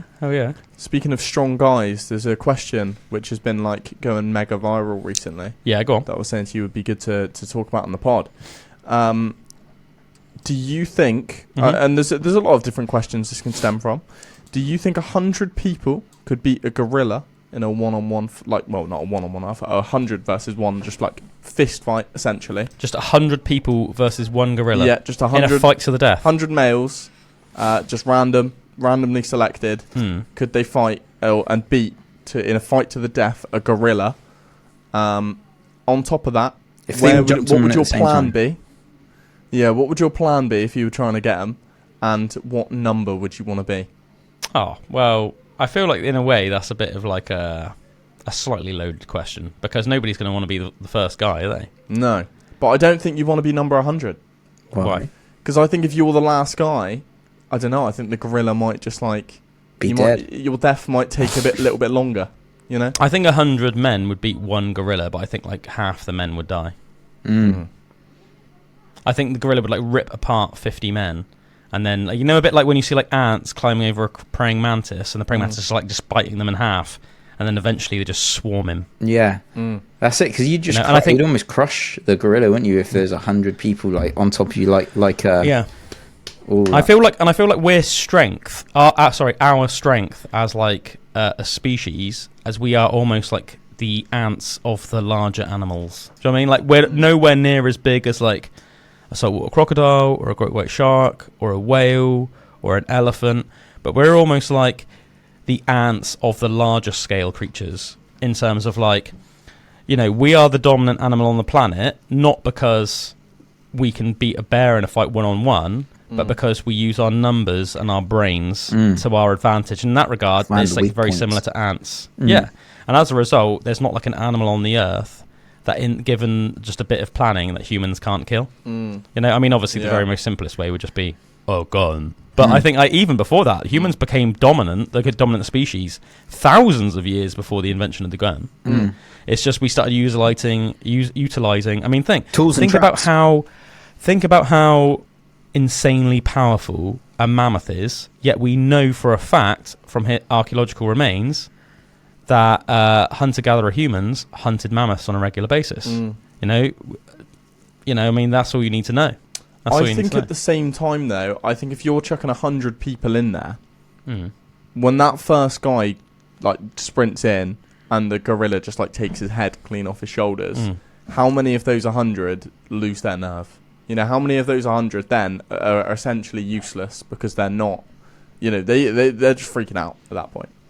Yeah, but I think that you wouldn't like all line yourself up in like a big line, would you? And then it'd be one guy and then another guy. You'd like swarm the gorilla, and even then, I feel like the gorilla would kill like at least half of the party. But I feel eventually, so I think I've looked into this in the past. I'm just trying to remember. I think chimpanzees are 4 times stronger than the average human, and I think gorillas are about 9 times stronger than a human. But so then what you would need is you could get like 12 guys, say, to try and hold it down, while the other certain amount of people were then just trying to just kill it. I know it sounds like brutal. I don't even want to say it because I mean, like, I actually really like gorillas, and they're actually very peaceful. Really, I respect how strong and mighty they are. But they're all like, I mean, the majesty of them and the might.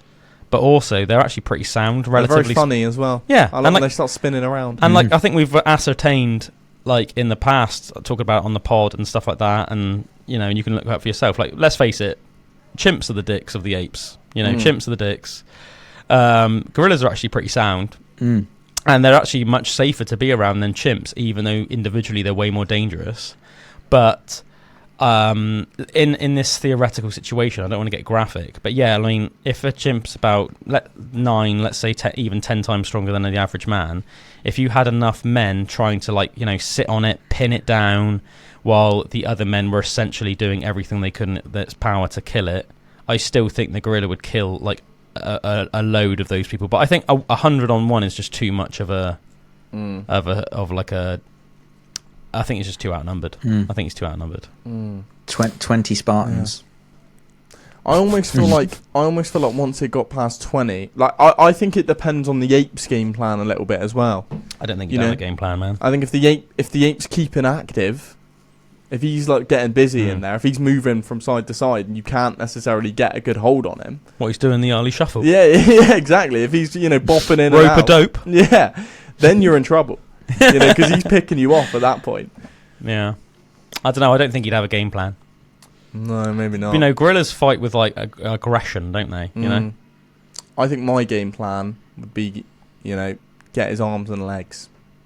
You know, hold them. Well, you personally? Just you? I'm not even chucking in 99 other people. I'm taking them on, man. 1v1. Man, Eyes and gonads. R.I.P. Yeah. R.I.P. Bullwinkle. I think the last thing you'd want to do is just like run in on your own.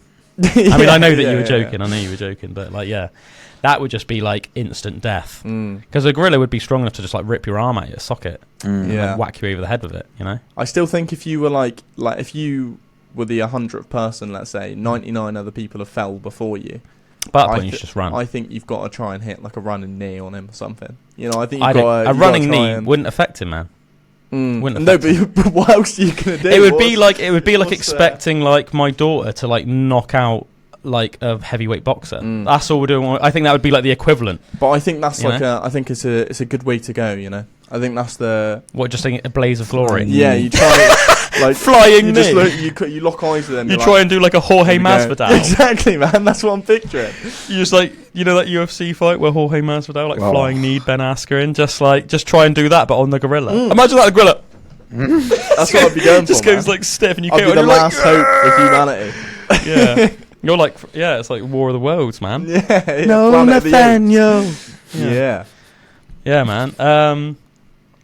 Yeah, I mean, interesting. I think you'd have to be so careful because apart from anything else, like, I'm just trying to remember, like the bite force of a gorilla alone is like insane. And even though they don't eat meat very much, they still have massive canines, don't they? Mm. And their bite force, I can't remember the PSI, but it's like insane. I think they might have even like a stronger PSI than a bear, maybe. The only reason I think that is because I feel at some point I got surprised hearing that, and I thought that's mental. Like their jaw muscles are so strong, and like if it was fighting for its life, it would be like taking chunks out of you, and that would just be agony. Yeah. And then at the same time, they're so strong that, as I said, they could rip your arms out your sockets and stuff. 1,300 pounds per square inch. That is insane, isn't it? Jeez. When you look at what 1,300 pounds. type in what is a brown bear's. Brown bear. It's a brown bear. So 1,300, you said. Yeah.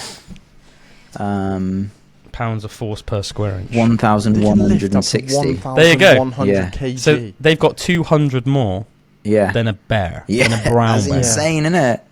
So imagine that gorilla fighting for its life, and it's like, and it's like biting you and freaking ripping your limbs off. Just a question on strength as well, because it blows my mind that you get the amount of strength that you can get out of, like, say we were talking about that guy and he's like smaller and stuff, like, where does your strength actually come from if it's not just your muscles? Because you get people that are massive. Is it your nervous system? Is it?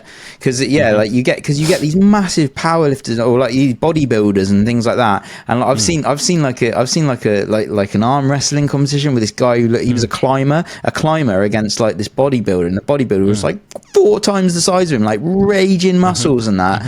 And he tries to arm wrestle him and the climber just like canes him in the arm wrestle, and I'm like, I think strength is a great thing to look into as a demonstration in life in general of how everything is so nuanced.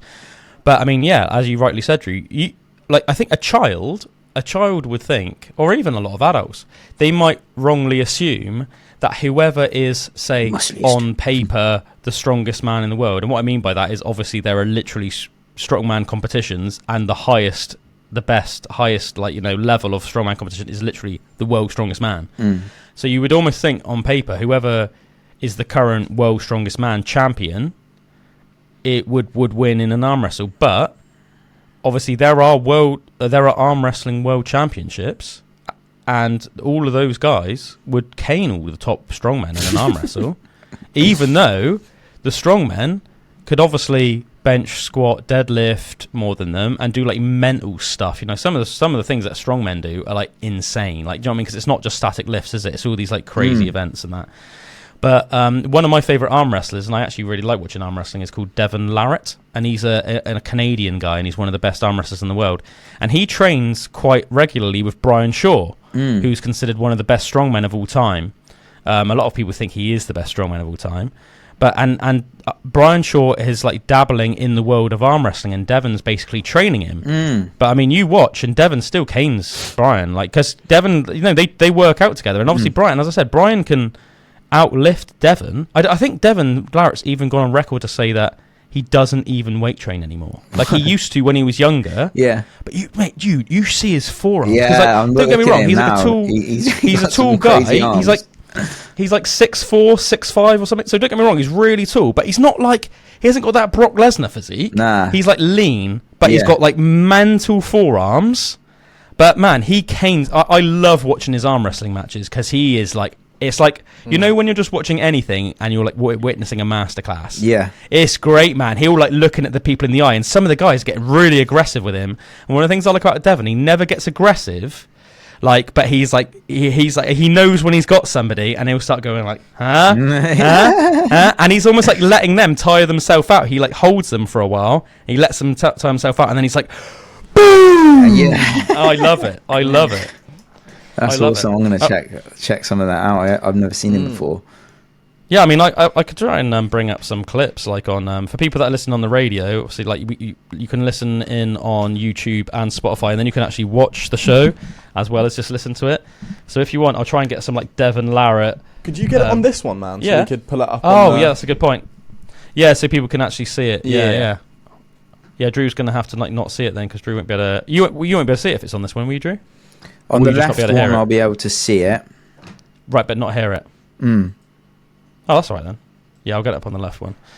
Yeah, let's get up some Devon Larratt arm wrestling. But Devon Larratt best moments.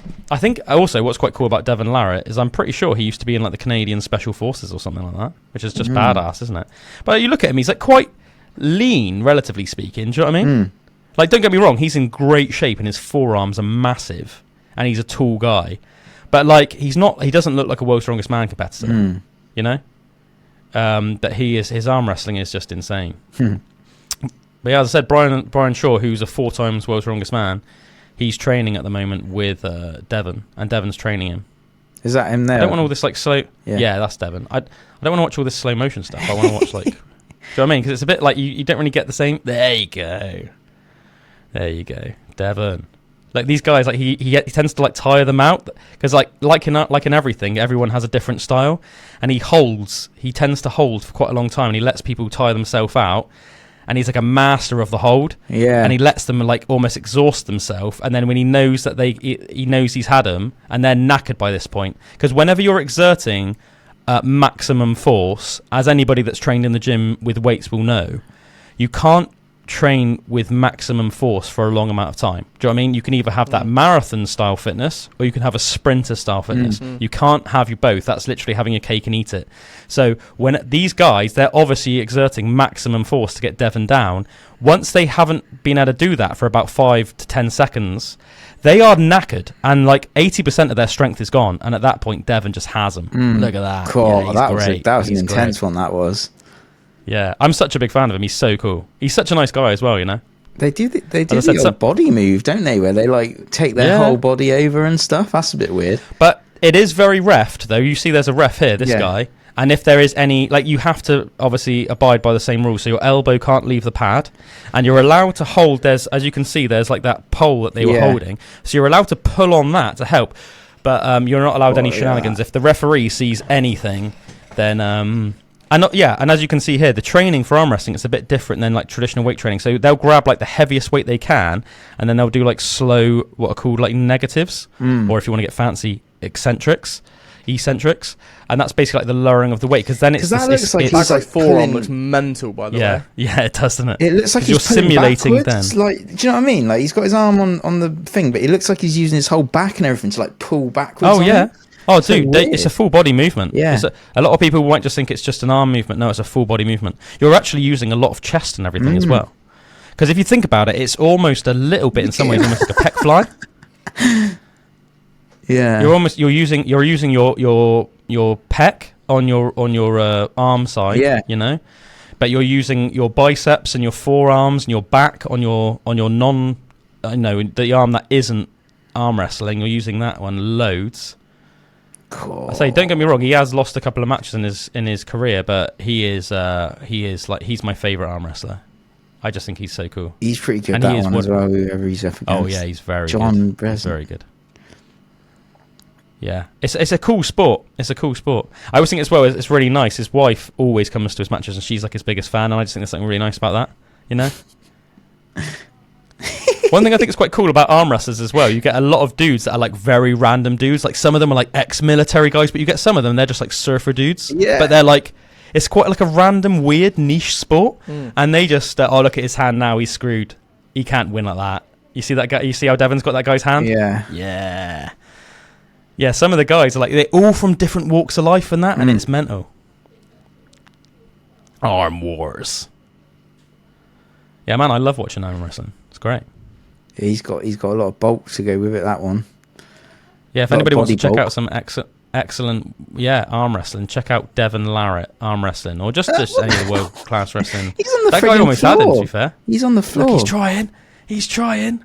Yeah, but he's not doing anything that's technically a foul, see? Oh, he is. He just did a running foul. So he's got a yellow card. That guy, see, he got what's called a yellow running foul. What's that running foul then? Like, I think basically your technique has become too loose in very basic forms. But yeah, look at his wife. His wife like loves him. She's always there. Like, and if you listen to it with the sound up, it's quite funny because when you watch him, she's like screaming. It's a dangerous sport though as well, man. A lot of people have like broken their forearms and their wrists and stuff doing really arm wrestling. I saw a video of two guys like arm wrestling and guy snaps his arm. Was that The World's Strongest Man by any chance? No, it's just like on a podcast. Yeah, but pretty crazy. Yeah, because obviously these guys, they're exerting like I don't know how much force, but if you put it up to like a scale, it's insane, mate. It's insane. It's an ungodly amount of force that they're using. And it's like, people's bones find it very hard to compete with the strength that these guys can maintain or produce. Sorry. Oh, they're going at it there. Yeah. And I think you see with like the where the referees put the tape around. I think that's called a referee. Oh, no, it's not. What's that? He's on the floor. Yeah, it's mad, isn't it? I know. Yeah. I like it when they both stay up the top like that. That's my favourite type. That looks more traditional. Yeah. When they start like kneeling on the floor almost and that, it's a bit like weird. There's different like grip techniques and everything that different arm wrestlers like to use. But then if the referee keeps having to restart because the guys are battling too much over their grip, then the ref will make them do what's called the referee's grip. So basically the referee will decide how they have to hold their grip. So there's lots of different stuff to it, but cool. Yeah, Devin Larratt's an absolute legend, man. Look at that grid, yo. He's so cool.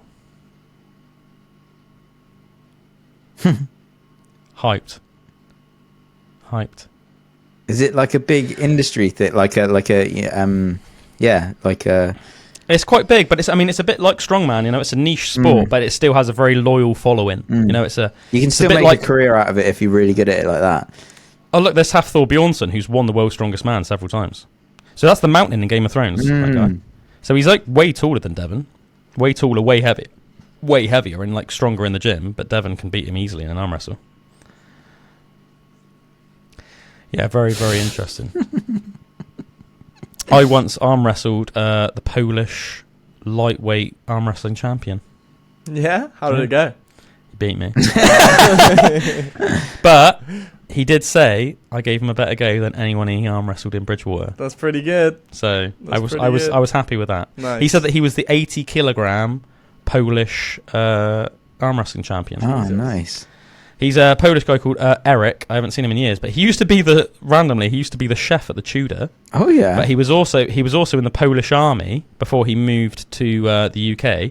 He was in the Polish army, and while he was in the army, he also competed in arm wrestling in Poland, and he was the 80 kilogram champion. And as is almost like a little trick, because he looked like a normal guy. Because I said he was like an 80 kilo guy, And I probably arm wrestled him in about 2015, 2016. And that was almost like his little party trick. Whenever he'd go out in town, he would just like be like, "Do you want an arm wrestle?" So like all the guys around Bridgie, and obviously Bridgewater's known. There's like a lot of roiders in Bridgewater, a lot of cokeheads, and a lot of like testosterone fueled people in Bridgewater.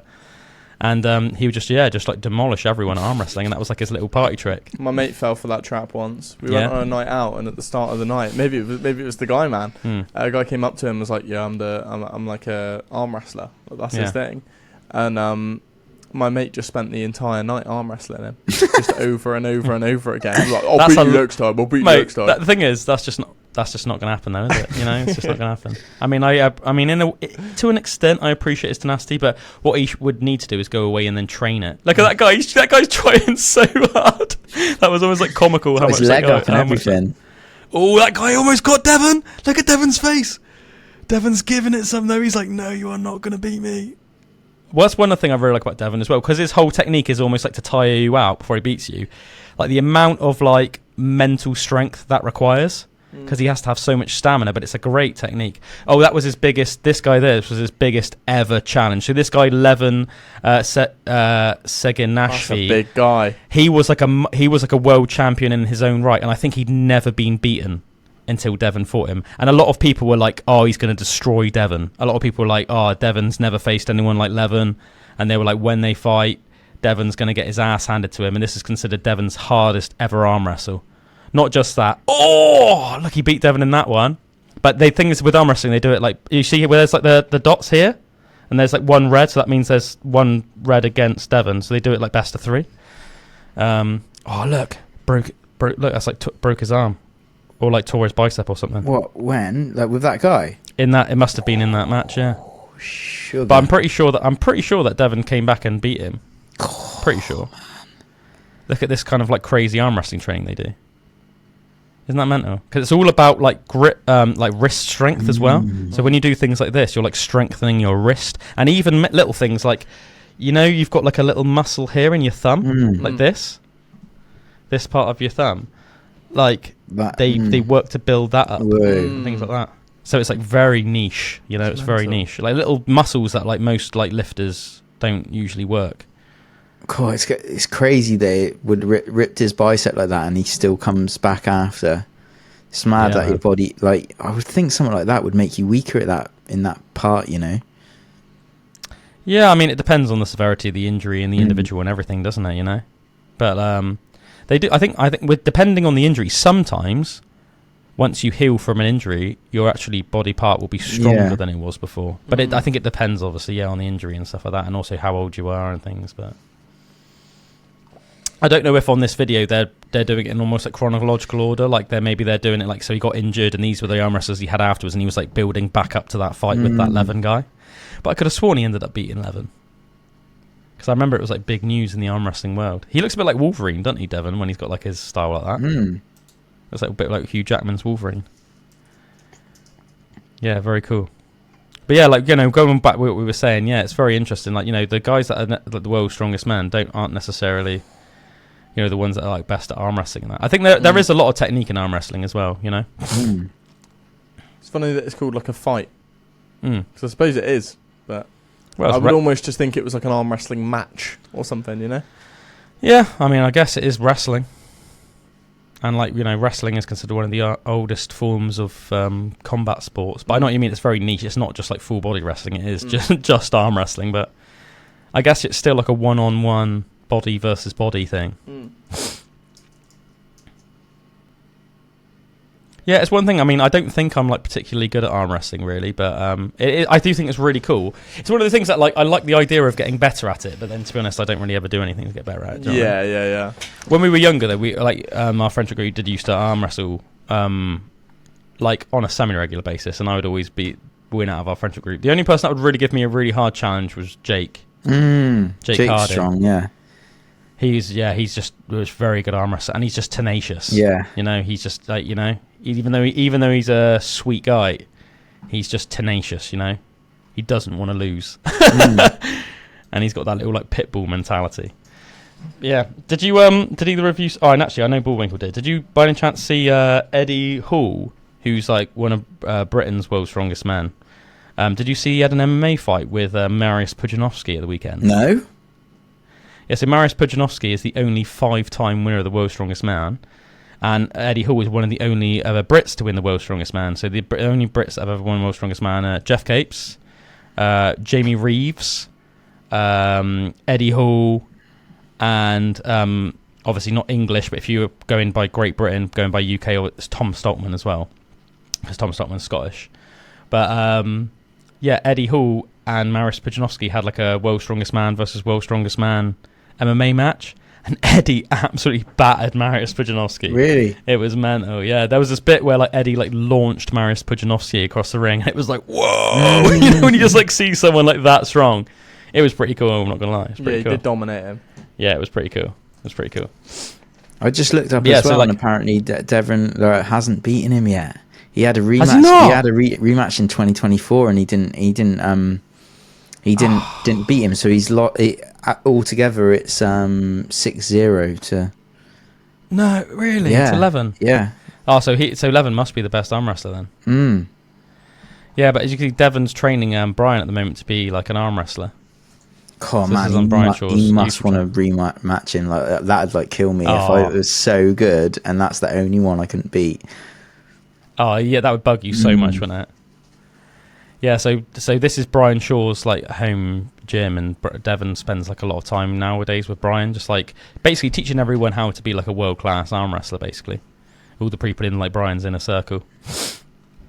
Quite cool little video. You can pick up like a lot of tips and everything if you just want to, like, you know, for people that maybe just want to beat like their mates and stuff.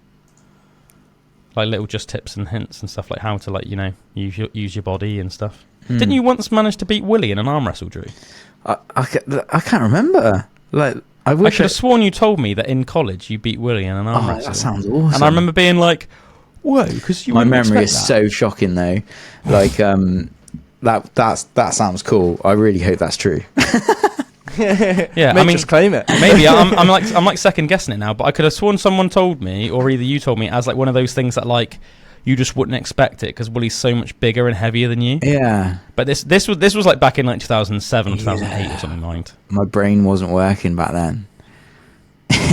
Maybe you were having a good day and Willie was having a bad day. But yeah, I remember like being like, what? Because I wasn't there, but I can't remember if it was you or somebody told me. And I remember being like, that is crazy. Oh man, I want to fact check that. That sounds awesome. We'll have to ask Willie.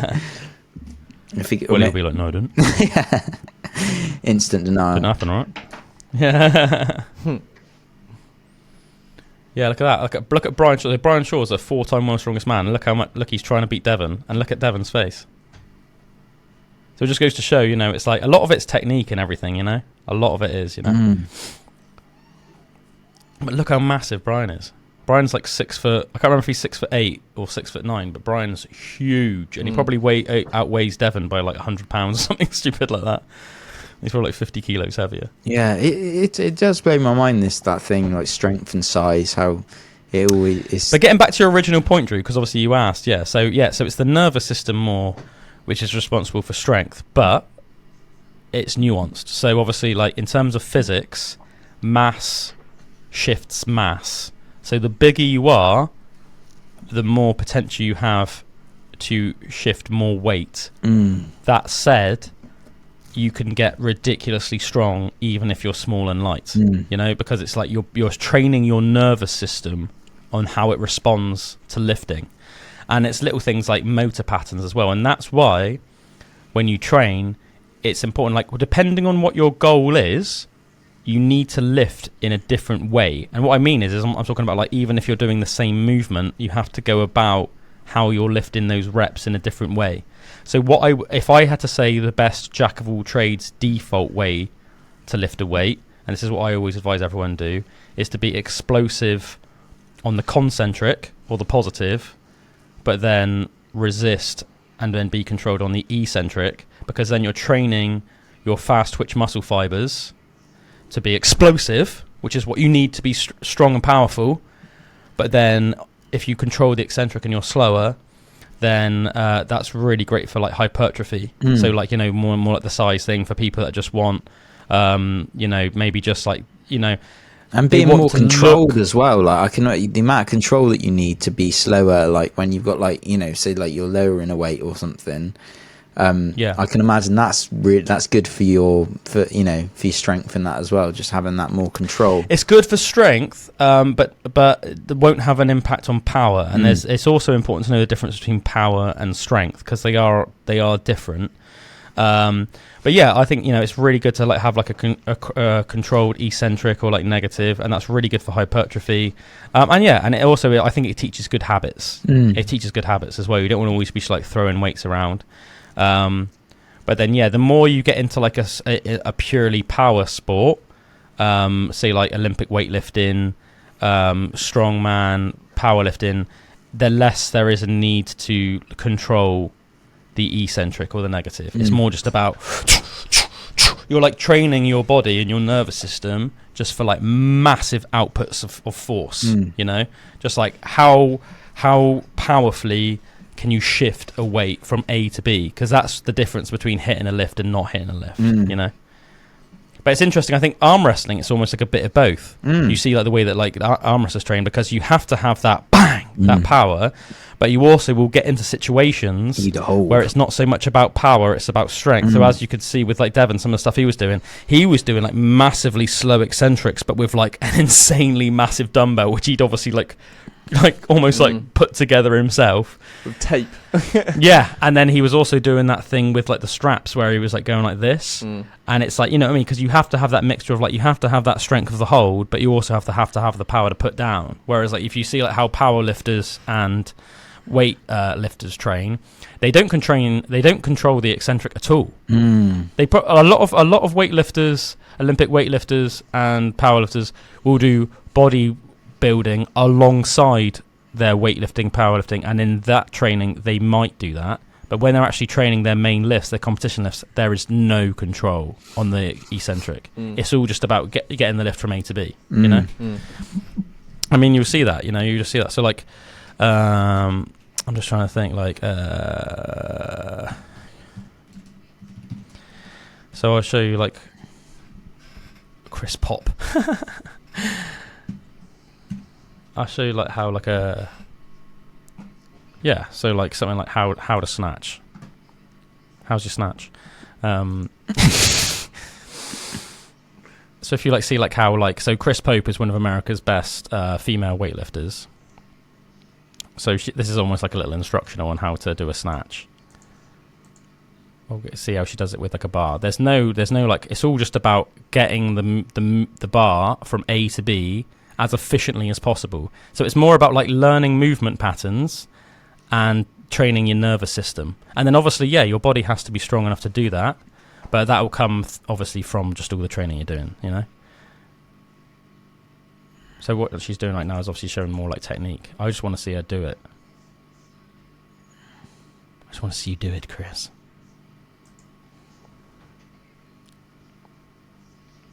Right, I feel like this maybe not be the best video because it's an instructional, which is almost like deliberately being. Right, watch this. Watch this. This is like a world. This is at the Olympics, so it's like as powerful as you can. Boom. You know, there's no like control of eccentric at all.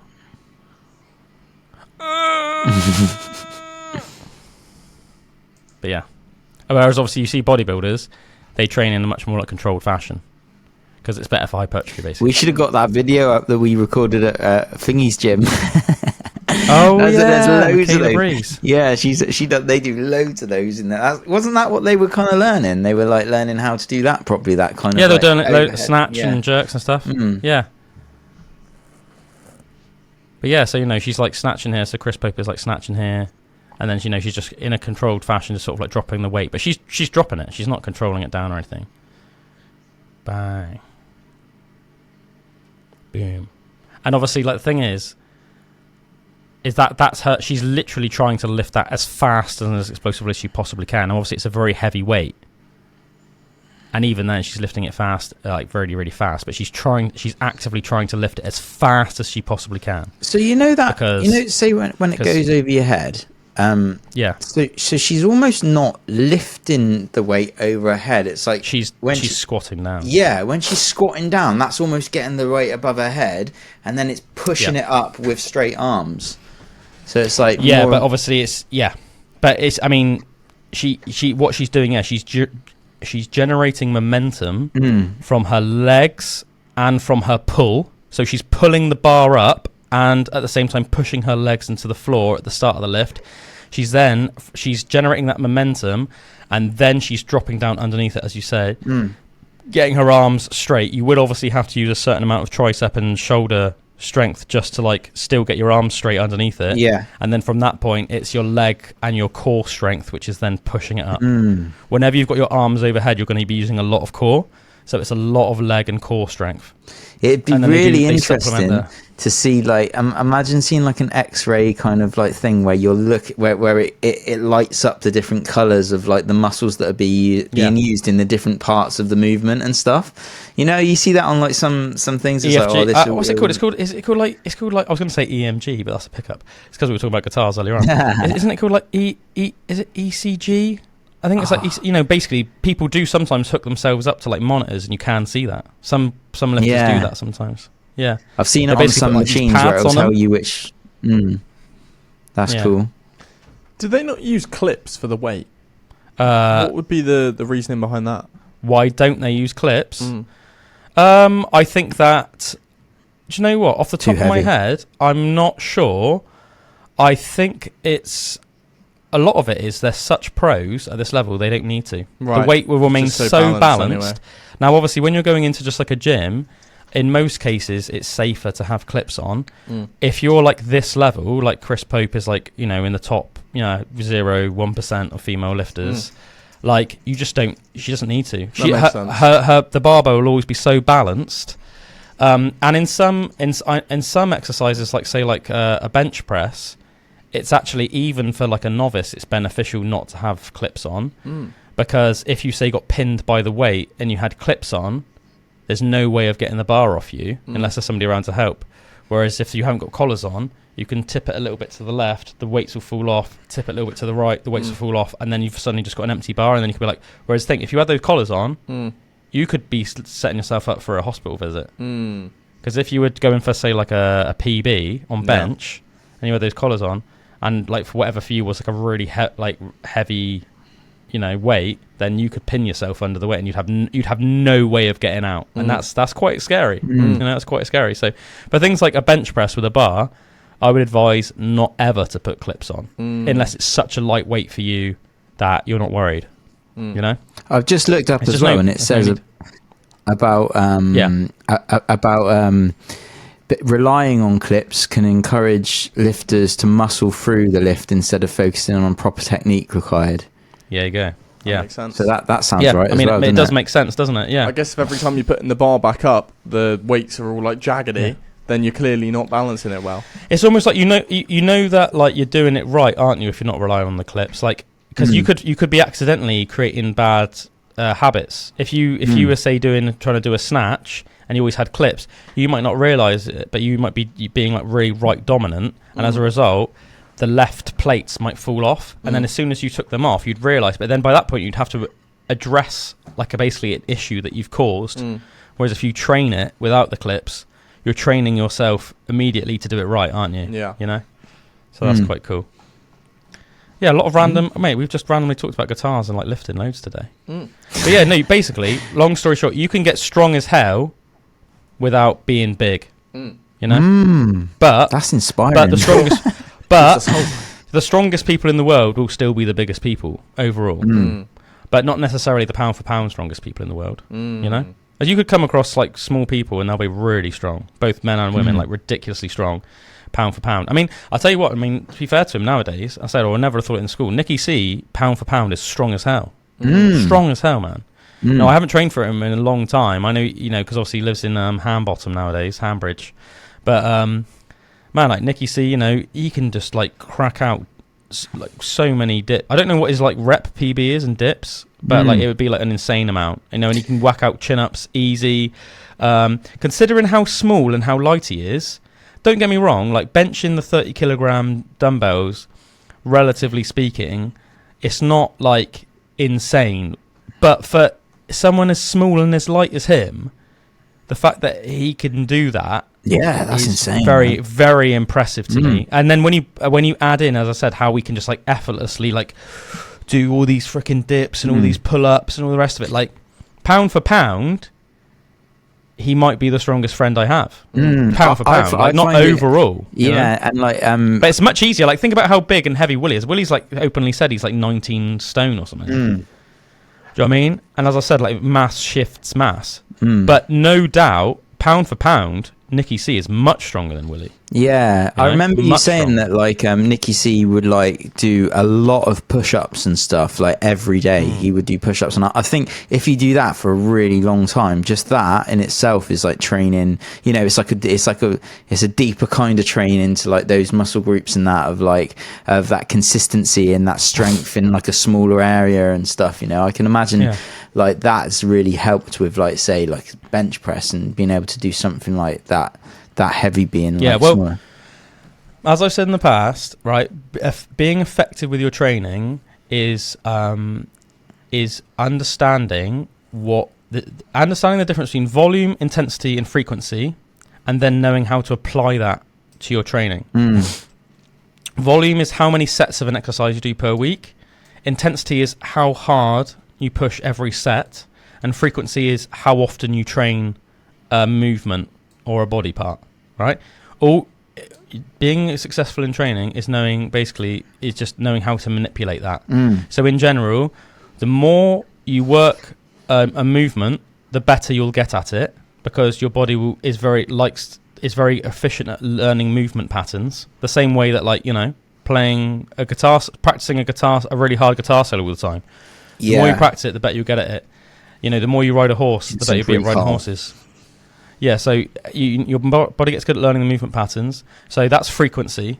So you need to know that you need to do something basically a lot. And as you said, if you do push-ups every day, you're doing it a lot. Now, the caveat to that is, if you do it too much, you're then giving yourself too much volume. You have what's called a maximum recoverable volume. And so literally it's called, MRV. That's what it's like, MRV, maximum recoverable volume. And that is everyone, and it does vary on individual to individual, will have they'll get to say a certain amount of sets, and they can't recover more than that in a week, so it could be, let's just say 20 sets. 20 sets is your threshold. So that's your volume, 20 sets for the week. All right. Frequency, say you want to do it every day, then you basically have to divide 20 sets by 7 days in the week. And then you have how many sets you then need to do each day. And then intensity is how hard you push each set. Because you could say, well, I'm just going to do 3 sets of 10. But, well, if that's going to vary on individuals, because for some people, that 10th rep might be complete failure. To some people, if you can do 20 reps, 25 reps, then that's not even going to be very hard. So then you need to understand how to manipulate intensity as well. And in general, you want to be training hard on a regular basis, but not to complete failure every time. If you train to complete failure on the same movement every single day, you would get overtrained very, very quickly, you know? So it's being able to manipulate that. So you might go train really, really hard for a little bit and then ease off a little bit. Not stop doing it, but just lower the intensity a little bit. Do like 2 reps less, for a little bit. Or, or whatever. But really, I mean, for me anyway, because obviously I'm not like, I don't really, for people that aren't training for, say, like a contest or anything specific, I would just say try and stay in that sweet spot where you're always like training like hard, but and like occasionally training to failure, but not necessarily every single time, you know.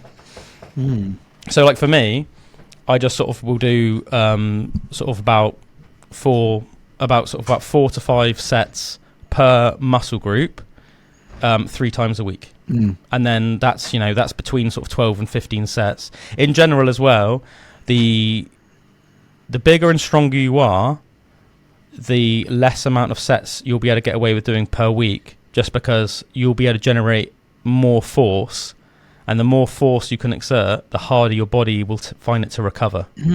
So if you think about it in terms of common sense, so because I'm so much, say, bigger and heavier than Nikki C, if me and Nikki C both did 5 sets of pull-ups, my body's going to find it harder to recover than Nikki C's is, because I'm essentially doing like Nikki C's body weight plus a 40 kilogram dumbbell. Do you know what I mean? So like Nikki C might be able to get away with doing more volume than me. So Nikki C might be able to get away with doing 20 sets a week, whereas I'd only get away with doing like 15. So it's knowing that as well. So it's like, and like everything in life, it's about tailoring it to the individual. So as I said, basically it's just balancing intensity, volume, and frequency, knowing what those things are, and then knowing how to apply it to your training. Mate, that's cool.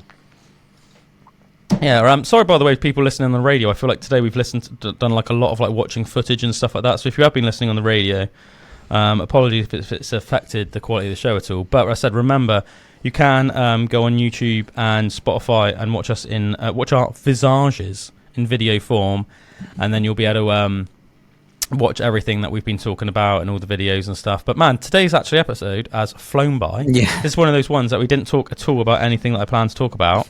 Instead, we just talked loads about guitars, arm wrestling, and weightlifting, which is actually quite hilarious, really, isn't it? Very like self-indulgent from mine and yours point of view. Yeah, man. Do you know what I mean? But sometimes that's just the way the cookie crumbles. In the grand scheme of things, it's just one episode. Next week we'll be bringing you loads and loads of random facts, people. Be a bit more of like a back to an old, conventional episode where we'll just be bringing loads and loads of random facts. But at least I hope that today you guys got some at least interest out of the balls deep chats on guitars, arm wrestling, training, etc. If So we anyone love out you. there's got a Chibson, let us know. Yeah, let us know if you've got a Chibson, or if you've like, if you're randomly like an amazing, like luthier or a guitarist or arm wrestler or something. Let us know.